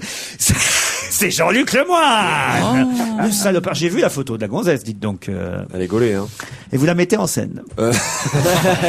Soit vous mettez enceinte, soit vous mettez en scène. C'est une collaboration artistique, voilà. Et c'est bien? Bah, c'est très très bien, je vous conseille tous d'y aller, c'est à 19h. Au Mairie, voilà, Delphine McCarthy. Et 2 places aussi pour le livre. Dites donc, il est gâté notre 2 auditeur. places pour le livre de qui, Laurent? De Christophe Alévêque. Surtout, n'oubliez pas d'avoir peur chez Panama. On peut pas faire mieux. Non, sauf préciser si c'est vraiment 2 places pour le livre de Christophe Alévêque ou 2 places, ou de, je sais pas, ou un volume de son spectacle ou quelque chose comme ça. Quand vous dites, vous voyez, quand vous dites on peut pas faire mieux, moi je crois que vous pouvez faire mieux en vous appliquant. C'est quel métro? C'est quel métro le livre de Christophe Alévêque? Juste pour qu'on situe. J'ai dit Vous ça. avez oui, dit deux ça. fois. Deux fois. 2 fois. Quand vous parlez de 2 places, c'est un livre gigogne ou comment vous faites? Ou un livre à baldaquin? J'ai pas fait attention à ce que j'ai dit. Non mais ça, enfin. J'ai dit aussi 2 places pour le livre de Philippe Geluck. Non, non. Bon, vous avez dit. 2 livres pour le spectacle de Jean-Luc Lemoyne. Au cas où on s'emmerderait, bah bravo. Bravo, Merci. Pour être assis un peu plus haut. Qui est super bien gaulé, vous avez dit. Pardon? Vous avez dit du spectacle de Jean-Luc Lemoyne qui est super bien gaulé. Comment ça s'appelle? La fille Delphine Ben oui, je sais bien, mais c'est une Merci blague. Laurent, vous pouvez dire aussi Jean-Luc Lemoyne. Oh, il est sympa. Dis donc, je suis homosexuel, mais il y a des limites. Vous n'avez pas tout. Ah, je me rappelle. Prenez-le comme un compliment, Un Jean-Luc. jour, on viendrait gratter à ma porte ouverte. Un jour, on viendrait gratter à ma Vous êtes toujours là, Serge Guiado? Oui, je suis là. Eh bien, vous Heureusement êtes un- qu'on voulait faire court. Hein. Eh Serge, j'espère que t'appelles en PCV. Vous avez une chanson flash, j'espère qu'elle est vraiment flash. C'est sur les signatures, la chasse aux signatures, Jean-Marie Le Pen, c'est ça? Exactement, et on dit qu'il a un peu soudoyé quelques maires. Le Pen donne des sous à ceux qui le parrainent, prétend le maire d'une petite commune de la Manche. Les comités des fêtes peuvent donc grâce au FN venir en aide aux artistes qui font la manche. Et s'il est vrai qu'à tous les maires qui ont signé, le Jean-Marie saura prouver sa gratitude. Il y a des communes où le prochain 14 juillet sera un peu plus bleu, blanc, rouge que d'habitude. Merci. Bravo. Serge Guiado. Merci. À demain. À demain. Allez, autre sujet dans l'actualité, parce que quand même, il y a les victoires des musiques classiques. Hier soir, je sais pas si vous avez Oui. regardé. Si. Ah oui, moi. Je sais pas quel Moi, je l'ai était- enregistré. Ah J'ai oui. enregistré parce que j'hésite entre la nouvelle star et ça. C'est un gros dilemme. C'est terrible hier soir parce qu'il y avait en plus le Paris Saint-Germain. Ouais. Je sais pas, tiens, peut-être qu'on pourrait demander à Morandini, il doit savoir les résultats des audiences, mais c'est vrai que c'est pas très bien de passer les victoires de la musique classique. Le soir, vous avez sur France 2. Franchement, Laurent, quel soir vous voulez le passer? Puis c'est pas très bien non plus de faire jouer le PSG, de mettre les experts en face sur TF1, quoi. C'est-à-dire, vous avez les experts sur la 1, le PSG sur la 2, vous avez les victoires de la musique sur la 3 et la nouvelle star sur la Mais 6. est-ce qu'on imagine un amateur de musique classique qui se dit est-ce que je regarde le foot ou la musique? Moi, ça me semble très malin, au contraire. Ah oui? La Mais c'est ce qu'on appelle contre-programmation. non, c'est ce qu'on appelle une niche. Je pense qu'ils se sont rendus compte, à juste titre, que Quand les tu dis amateurs niche, ça veut dire moins de 10% d'audience. Non, mais je pense que les amateurs de musique C'est classique regardé que par des chiens. se foutent un peu de la nouvelle star et se foutent peut-être du foot. Eh bien non, non, madame, on peut aimer le foot et on peut aimer la musique classique et non. on peut aimer la nouvelle Et puis, star, on peut aimer Marie Drucker, sinon on la voit plus, donc. voire même les experts. Moi, je crois que franchement, faut arrêter peut- de cloisonner les choses. Non, on peut. J'entends bien, mais ce que je veux dire, c'est que je pense que ça ne se nuisait pas. Non, et puis surtout, Voilà. Laurent, je pense que si vous aimez la musique classique, la nouvelle star, le foot, tout ça, je trouve que vous regardez trop la télé, c'est tout. C'est tout ce que j'ai envie de vous dire. Oui, mais on peut tout aimer. Et Voilà, c'est c'est ça. devenu, je trouve, aujourd'hui, alors vraiment un vieux cliché de penser que ceux qui écoutent de la musique classique sont des gens austères, forcément, Philippe Gueluc. Ben, moi qui écoute beaucoup de musique classique, je n'ai pas regardé les victoires de la musique classique hier soir.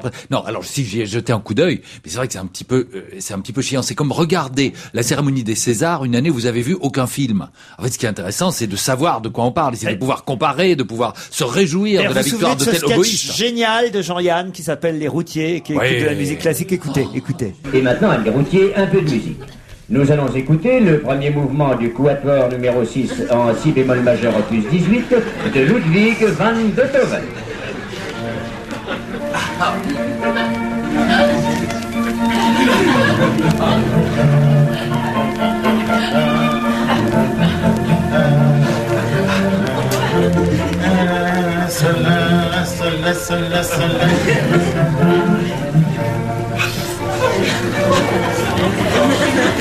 Tu diras ce que tu voudras, Fredo, mais dans cet allegro de Beethoven, eh ben, on sent encore vachement l'influence de Mozart. Bah, faut dire que c'est la période charnière de l'évolution beethovenienne. Ah, je suis d'accord avec toi, Fredo, mais avoue que c'est plus sensible dans l'allegro que dans l'adagio, hein. C'est en filigrane, quoi. Bah, par le fait, c'est sa deuxième manière à Beethoven. Dans le premier thème, il fait un large exposé. Alors forcément, dans l'Allegro ma non troppo, quand le premier violon et le violoncelle, ils attaquent à l'unisson, eh ben, on sent déjà que ça va s'épanouir en contrepoint. Ouais, c'est plutôt drôle quand même, vous voyez. Alors, j'ai les scores, hein, effectivement. Quand on appelle Jean-Marc Morandini, il vient tout de suite vous donner les scores. C'est ça qui est formidable. Et ils ont fait 8% de part de marché hier soir avec Donc c'était une vraie niche. Avec les victoires de la musique classique. Bah, il l'avait dit ce matin déjà dans son émission, je vous rappelle. Laurent. Oui, bien sûr, mais moi j'avais oublié. Ah oui. Et puis il y avait 8% donc pour les victoires de la musique classique, 20% pour Sochaux Paris Saint-Germain, 20% de téléspectateurs, 23% pour la nouvelle star et 34% pour les experts sur TF1. Voilà. Cela dit, je trouve que 8%, Mais c'est oui, pas c'est ce que mal j'allais malgré dire, tout. c'est bien, Et je ne 8%. peux, moi, il y a une chose qui me fascine dans la musique, parce qu'on rigole toujours, musique classique, c'est chiant, etc. C'est pas vrai. Et je vous mets au défi, emmenez quiconque, un jeune, quelqu'un qui a jamais entendu de musique classique, vous le mettez devant des gens qui jouent quelque chose d'abordable, du Schubert, du Mozart ou du Beethoven. Pas forcément de la musique contemporaine. Non, voilà, ça c'est plus ardu, mais une musique classique ou romantique, et l'émotion qui est ressentie quand on se trouve à quelques mètres des vrais instruments. Je le sais, je suis allé voir tourner manège avec Charlie Oleg une fois. C'est J'ai chialé comme un gamin. C'est incomparable parce qu'il y a une vibration dans ces instruments qui ont parfois plusieurs siècles, qui est quelque chose qui est une émotion incomparable qu'on peut pas avoir devant un disque, qu'on peut pas avoir devant la télé, qu'on peut avoir en vrai. Et donc, si vous avez l'occasion d'emmener quelqu'un pour découvrir ça, vous voudriez pas présenter les victoires de la musique classique la saison prochaine, vous? Non, parce que je suis fiancé avec quelqu'un qui va être au ministère bientôt. Et ça allez, on se retrouve après la pub, à tout de suite.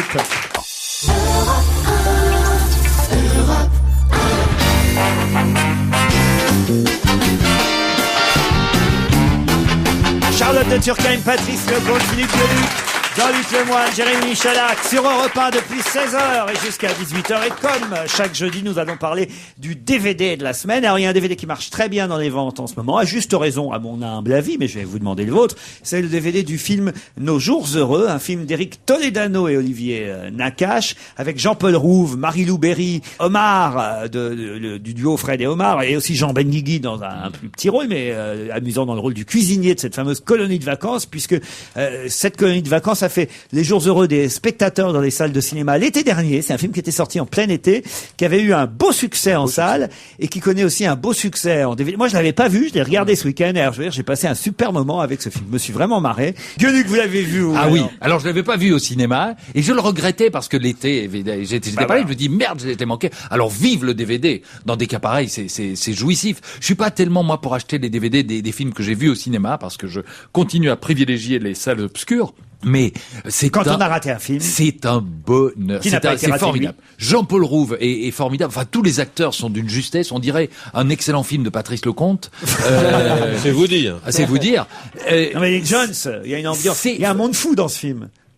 Alors ils sont tous, c'est pas les grandes vedettes qu'on nous colle habituellement dans tous les films. C'est un petit peu enfin c'est ceux qui arrivent.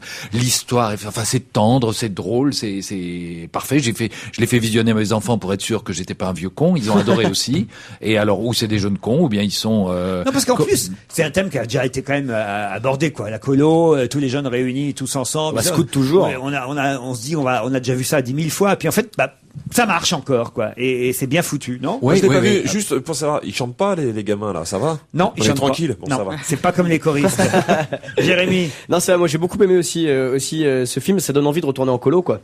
C'est quand tu vois effectivement tous les gamins qui font les cons, les batailles de bouffe, les premières clubs que au niveau légal, ça va pas être possible, hein, ouais, c'est ça, je sais, je vais avoir un problème, ouais. Comme moniteur. Ouais, peut-être, ouais. Non, en tout cas, ça donne vraiment envie de retourner en colo. Moi, ça m'a bien fait marrer. Il y a un truc bizarre. Les premiers Flort, évidemment. Oh, c'est venu bien plus tard pour moi, mais, non, mais pour eux. Oui, donc les premières branlettes. Oui, aussi, ouais. Ça, c'est venu bien plus tôt, en revanche. La première carte de France. Ouais. Non, il y a un truc rigolo dans le DVD, c'est quand vous l'ouvrez, il y a un petit dépliant à l'intérieur, justement, pour vous inscrire en colonie. Vous avez pas vu ça? Il y a un truc qui s'appelle Aventure Scientifique. Alors, ça vous vante les mérites de ce truc-là. Bah, tiens, justement, pour ta fille. Ah oui, je connais, c'est vachement bien. Ils voilà. leur font faire au lieu de faire du foot, enfin, des trucs sportifs, ils font des petites expériences, de la physique, de la chimie, mais d'une manière rigolote. Là, par exemple, à un moment donné, il y a toute la colo qui part en autocar, ils doivent normalement aller à la mer, et puis il se met à pleuvoir à tomber des cordes, et ils savent plus quoi faire de tous ces gosses dans l'autocar, et ils les emmènent dans le musée de la Charentaise. Au musée de la Charentaise. Musée de la pantoufle. Tu vois tous les gosses qui s'emmerdent à écouter un vieux bonhomme qui s'emmerdent, mais qui sont à l'abri. Qui sont à l'abri, certes, mais enfin, pendant 1h30, entendre un type vous dire, la Charentaise a été... Et c'est vrai que ça m'a rappelé parfois les voyages, non pas en colonie de vacances, mais même scolaires, quand on vous faisait visiter un musée dont vous aviez rien à foutre pour apprendre que trucs que vous retiendrez jamais de votre vie. Dites pas du mal de l'émission de Gérard Klein, comme ça. Non, mais c'est vrai, des trucs qu'on retient jamais de sa vie, qu'il faut 42 heures pour faire la semelle du chausson droit enfin, écoutez, c'est pas possible. Ah, moi, j'espère que ça n'existe plus, ce genre de choses. Il faut 42 heures pour faire une semelle de Charentaise. Gueuluc. C'est vrai qu'on a des souvenirs comme ça, et pourtant vous dites c'est des choses qui ne devraient plus exister, et pourtant moi, ça reste, il y a des détails comme ça, des machins. Un jour, on nous emmenait voir un type en Belgique qui s'appelle je sais plus comment, et qui est connu il récite de la poésie. On nous emmenait, alors il y avait des matinées scolaires, on allait le voir. Mon Dieu. Et alors il commence, il dit c'est pas vrai, mais ça faisait chier tout le monde, on était tout môme. Et on se met évidemment, dès que la salle est obscure, on se met à jeter des boulettes de papier, des machins, à hurler. Le mec, il s'interrompt, il dit attendez. Et puis on l'interrompt 3 fois, et puis il revient une dernière fois, le rideau s'est, et il dit je vous préviens. Si je dois m'interrompre encore, si je dois m'interrompre encore une fois, j'arrête le spectacle. La salle se met à hurler, ils ont fermé le rideau et on était libre. Bah voilà, c'est cette ambiance-là dans nos jours heureux. Ouais, il y a un truc bien aussi dans les bonus, dans les bonus sur le DVD, il y a le court-métrage dont a été inspiré le film, donc qui est le court-métrage qui a aussi été écrit par Eric Toledano et Olivier Nakache qui ont écrit et réalisé le film. Et dans le court-métrage, c'est rigolo, c'est que le rôle de Jean-Paul Rouve au départ, il était tenu par Laurent Deutsch. Et donc il y a le court-métrage avec Laurent Deutsch qui joue le rôle du moniteur de Ça colo. m'étonne pas d'ailleurs, c'est vrai qu'il aurait... Ça lui va plutôt pas mal, ouais. On le confond avec les enfants, mais ça lui va bien quand même, ouais. Ceux qui sont vraiment très très bien, c'est Jean-Paul Rouve et Marie-Lou Berry. Et alors il m'a surpris Omar de Omar et Fred, le black du couple, hein, soyons clairs, si j'ose dire.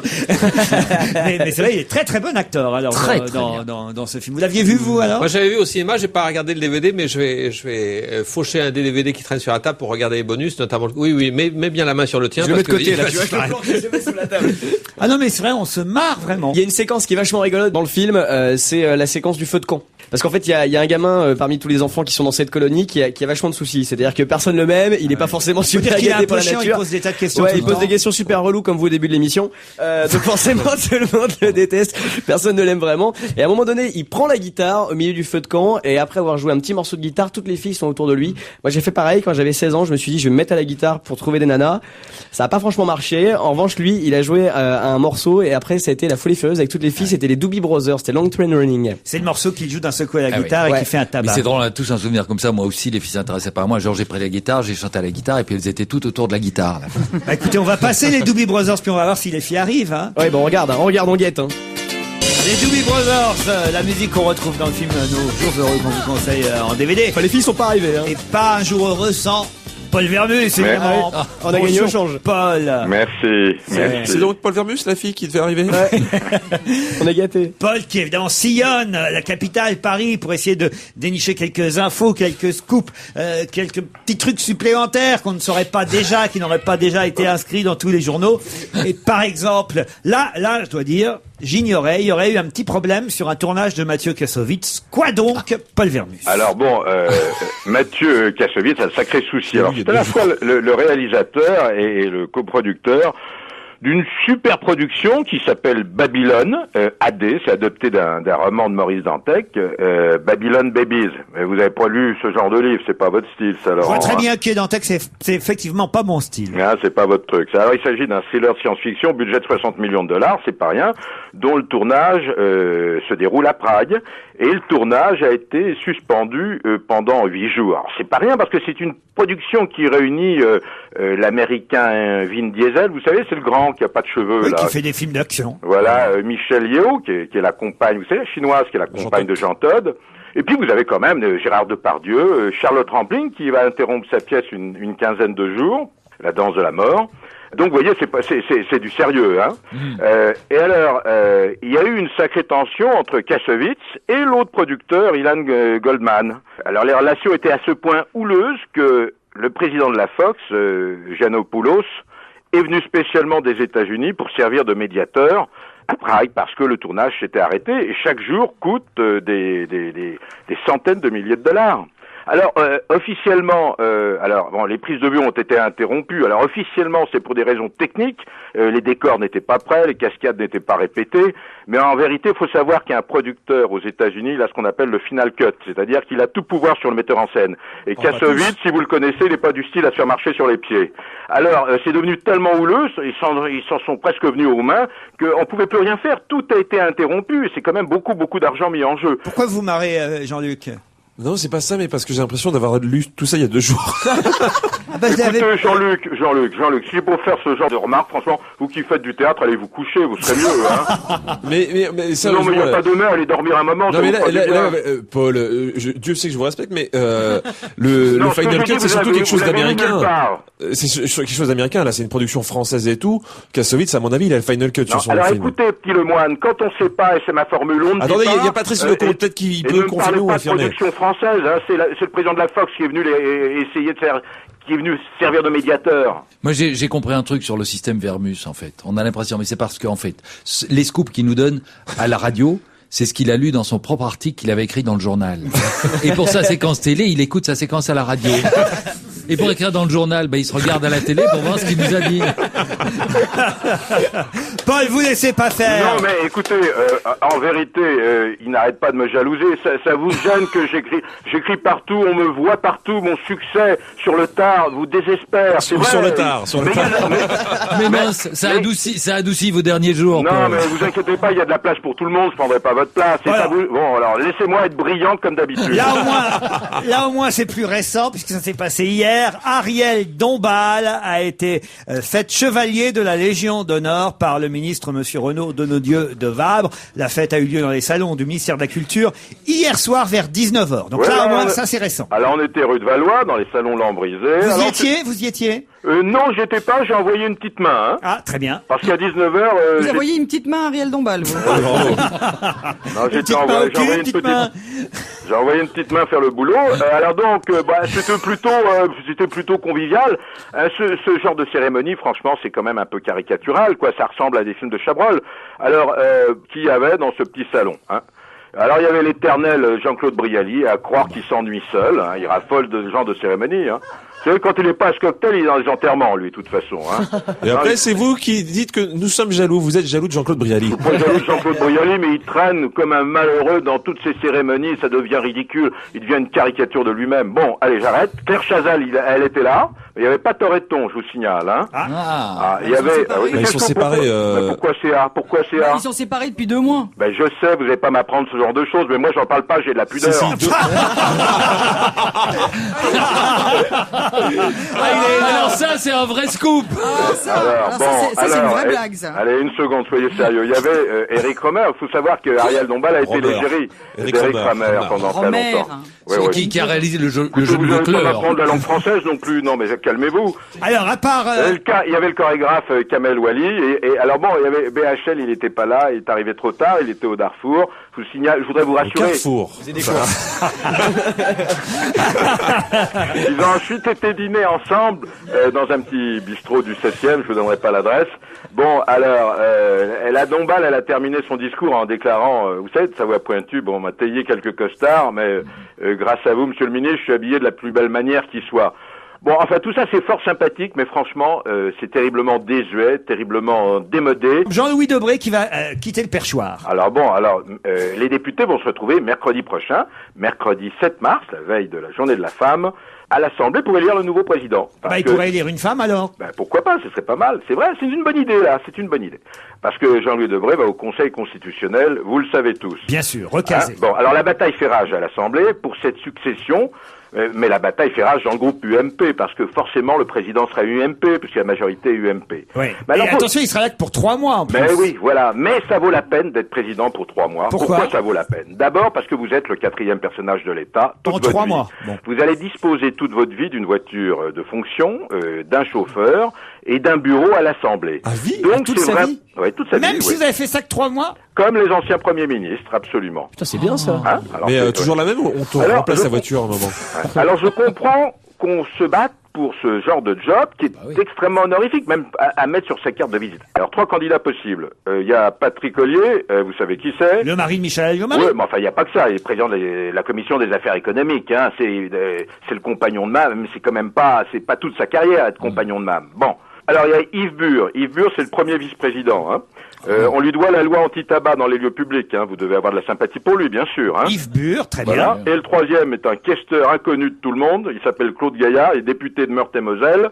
Vous le connaissiez? Non, Claude Gaillard. Oui. Alors, pourquoi il se présente? Parce qu'il a promis de ne pas se représenter aux prochaines législatives. Donc, il est à l'Assemblée depuis bientôt 20 ans. Il veut terminer en beauté. Et il veut terminer... Alors, Ollier est soutenu par les Chiraco-Vilpinistes. Ça recommence, la guerre. Yves Bure est soutenu par les bras droits de Sarkozy, dont Méhaignerie. Et le 3e, il est soutenu par personne. Voilà. Alors, si ces 3 candidats se maintiennent, il va falloir faire une primaire à l'intérieur de l'UMP. Toujours compliqué à l'UMP, toujours compliqué. À gauche, il y aura forcément un candidat, mais ça va servir à rien. Ils sont obligés pour le principe de mettre un candidat. Qui vont-ils mettre? Peut-être le patron du groupe PS, Jean-Marc Ayrault. Et là encore, c'est même pas sûr. Il faut savoir qu'il s'agit bien d'un président intérimaire. En fait, ce qui serait amusant, on n'y a pas pensé, ce serait drôle que le frère de Jean-Louis Debré, Bernard Debré, se présente. Ah bah ça serait drôle. Ah, ça serait drôle. Ça serait drôle. Bah, Vous cherchez un truc pour nous faire marrer, bah ça marche bien ça. Mais le perchoir, donc pour 3 mois, ça vaut le coup. En gros, c'est ce que vous voulez nous dire. Oui, ce que je veux vous dire. Et puis, mais ce que je veux aussi vous dire, c'est que le président intérimaire, il n'est pas du tout certain qu'il soit président après l'élection présidentielle. Il y aura Ah non, peut-être majorité. puisqu'on vous dit que c'est là pour 3 mois. Il est là pour 3 mois, mais le type qui se présente pour 3 mois, il se dit, si la majorité passe, bah, j'ai peut-être une chance, si je suis bien pendant ces 3 mois, d'être réélu après Ah, de l'élection rester. présidentielle. Oh, tu parles, Charles. Et ces trucs on dirait, on rigole, mais ces trucs de bagnole avec chauffeur à vie, c'est quand même un scandale absolu. Qu'est-ce que ça coûte une bagnole? Qu'est-ce que ça coûte un salaire d'un mec qui est payé tous les mois pour, ils sont pas très vieux. Je veux dire, si on veut faire des économies, qu'on commence par des conneries comme ça, vous verrez le pognon qu'on va récupérer pour l'État. Qu'est-ce que ça? C'est incroyable. Voilà, ça c'est le genre de discours démago, populon. mais non. Il a raison. Mais non, enfin, ça sert à quoi? Ça sert à quoi? Ça sert à créer un emploi déjà. Oui, mais enfin, c'est un emploi qui pourrait servir à autre chose, à moi, par exemple. qui pourrait être plus utile à la nation. Mon chauffeur à moi. Excusez-moi. Non, mais c'est normal qu'il ait éventuellement un chauffeur, effectivement, pendant qu'il 3 est mois. président de l'Assemblée nationale. Bien Et même sûr. peut-être pendant un mois qui suit. Allez, Voilà, histoire allez, de un mois. sympa. Allez, mais après toute la vie. Je voudrais conclure par un petit mot de dépreuve, là, que je viens d'écouter. Ah oui? Et qui est de circonstance. Février ne passera pas l'hiver. Putain, il avait le mot pour rire. Je voulais vous dire aussi, Laurent. Oui. Vous avez mis de l'huile sur le feu la dernière fois lorsqu'on a fait ensemble cette enquête sur Quentin. Il y a une enquête qui vient d'être confiée à l'inspection des services pénitentiaires. Hein. Sur les photos. Ouais, pour savoir qui a pris les photos. On va bientôt savoir qui a pris les photos de Bertrand Cantat. Hein. Ah oui? Et c'est vous qui avez mis de l'huile sur le feu. Ah bon? Oui. Pourquoi? Ben parce que j'ai reçu un mail là-dessus, voilà. Alors voilà, et c'est ou les membres du personnel ou les détenus, mais on aura la réponse la semaine prochaine. Merci, Paul Vermus. Alors, qu'est-ce qu'on fait? On se dit à la semaine prochaine. À la semaine prochaine. Merci, Laurent. Paul Vermus. Salut, Polo. Bon, une dernière petite info juste avant de partir, une info sportive. Je vous rappelle que le Paris Saint-Germain a été éliminé. Contre qui il joue en championnat? Contre Sedan en plus la prochaine fois. Sedan, les derniers du championnat. Ça va être dur là. Sincère condoléances. Attendez, c'est pas des proches qui disaient le PSG passera pas l'hiver? En plus, moi, j'ai un espoir. Je ne souhaite pas que le Paris Saint-Germain descende. Non. Mais j'ai un espoir. C'est que le Havre Athletic Club monte en première division. Et évidemment, pensez C'est bien. dommage qu'ils se croisent. Ah, s'ils se croisaient. Qu'est-ce que ce serait dommage. Ah, mais je vais vous dire franchement, s'ils se croisent, je vais être beau joueur, et l'année prochaine, je me foutrai la gueule du Havre. Allez, on se retrouve demain entre 16h et 18h. Bye bye.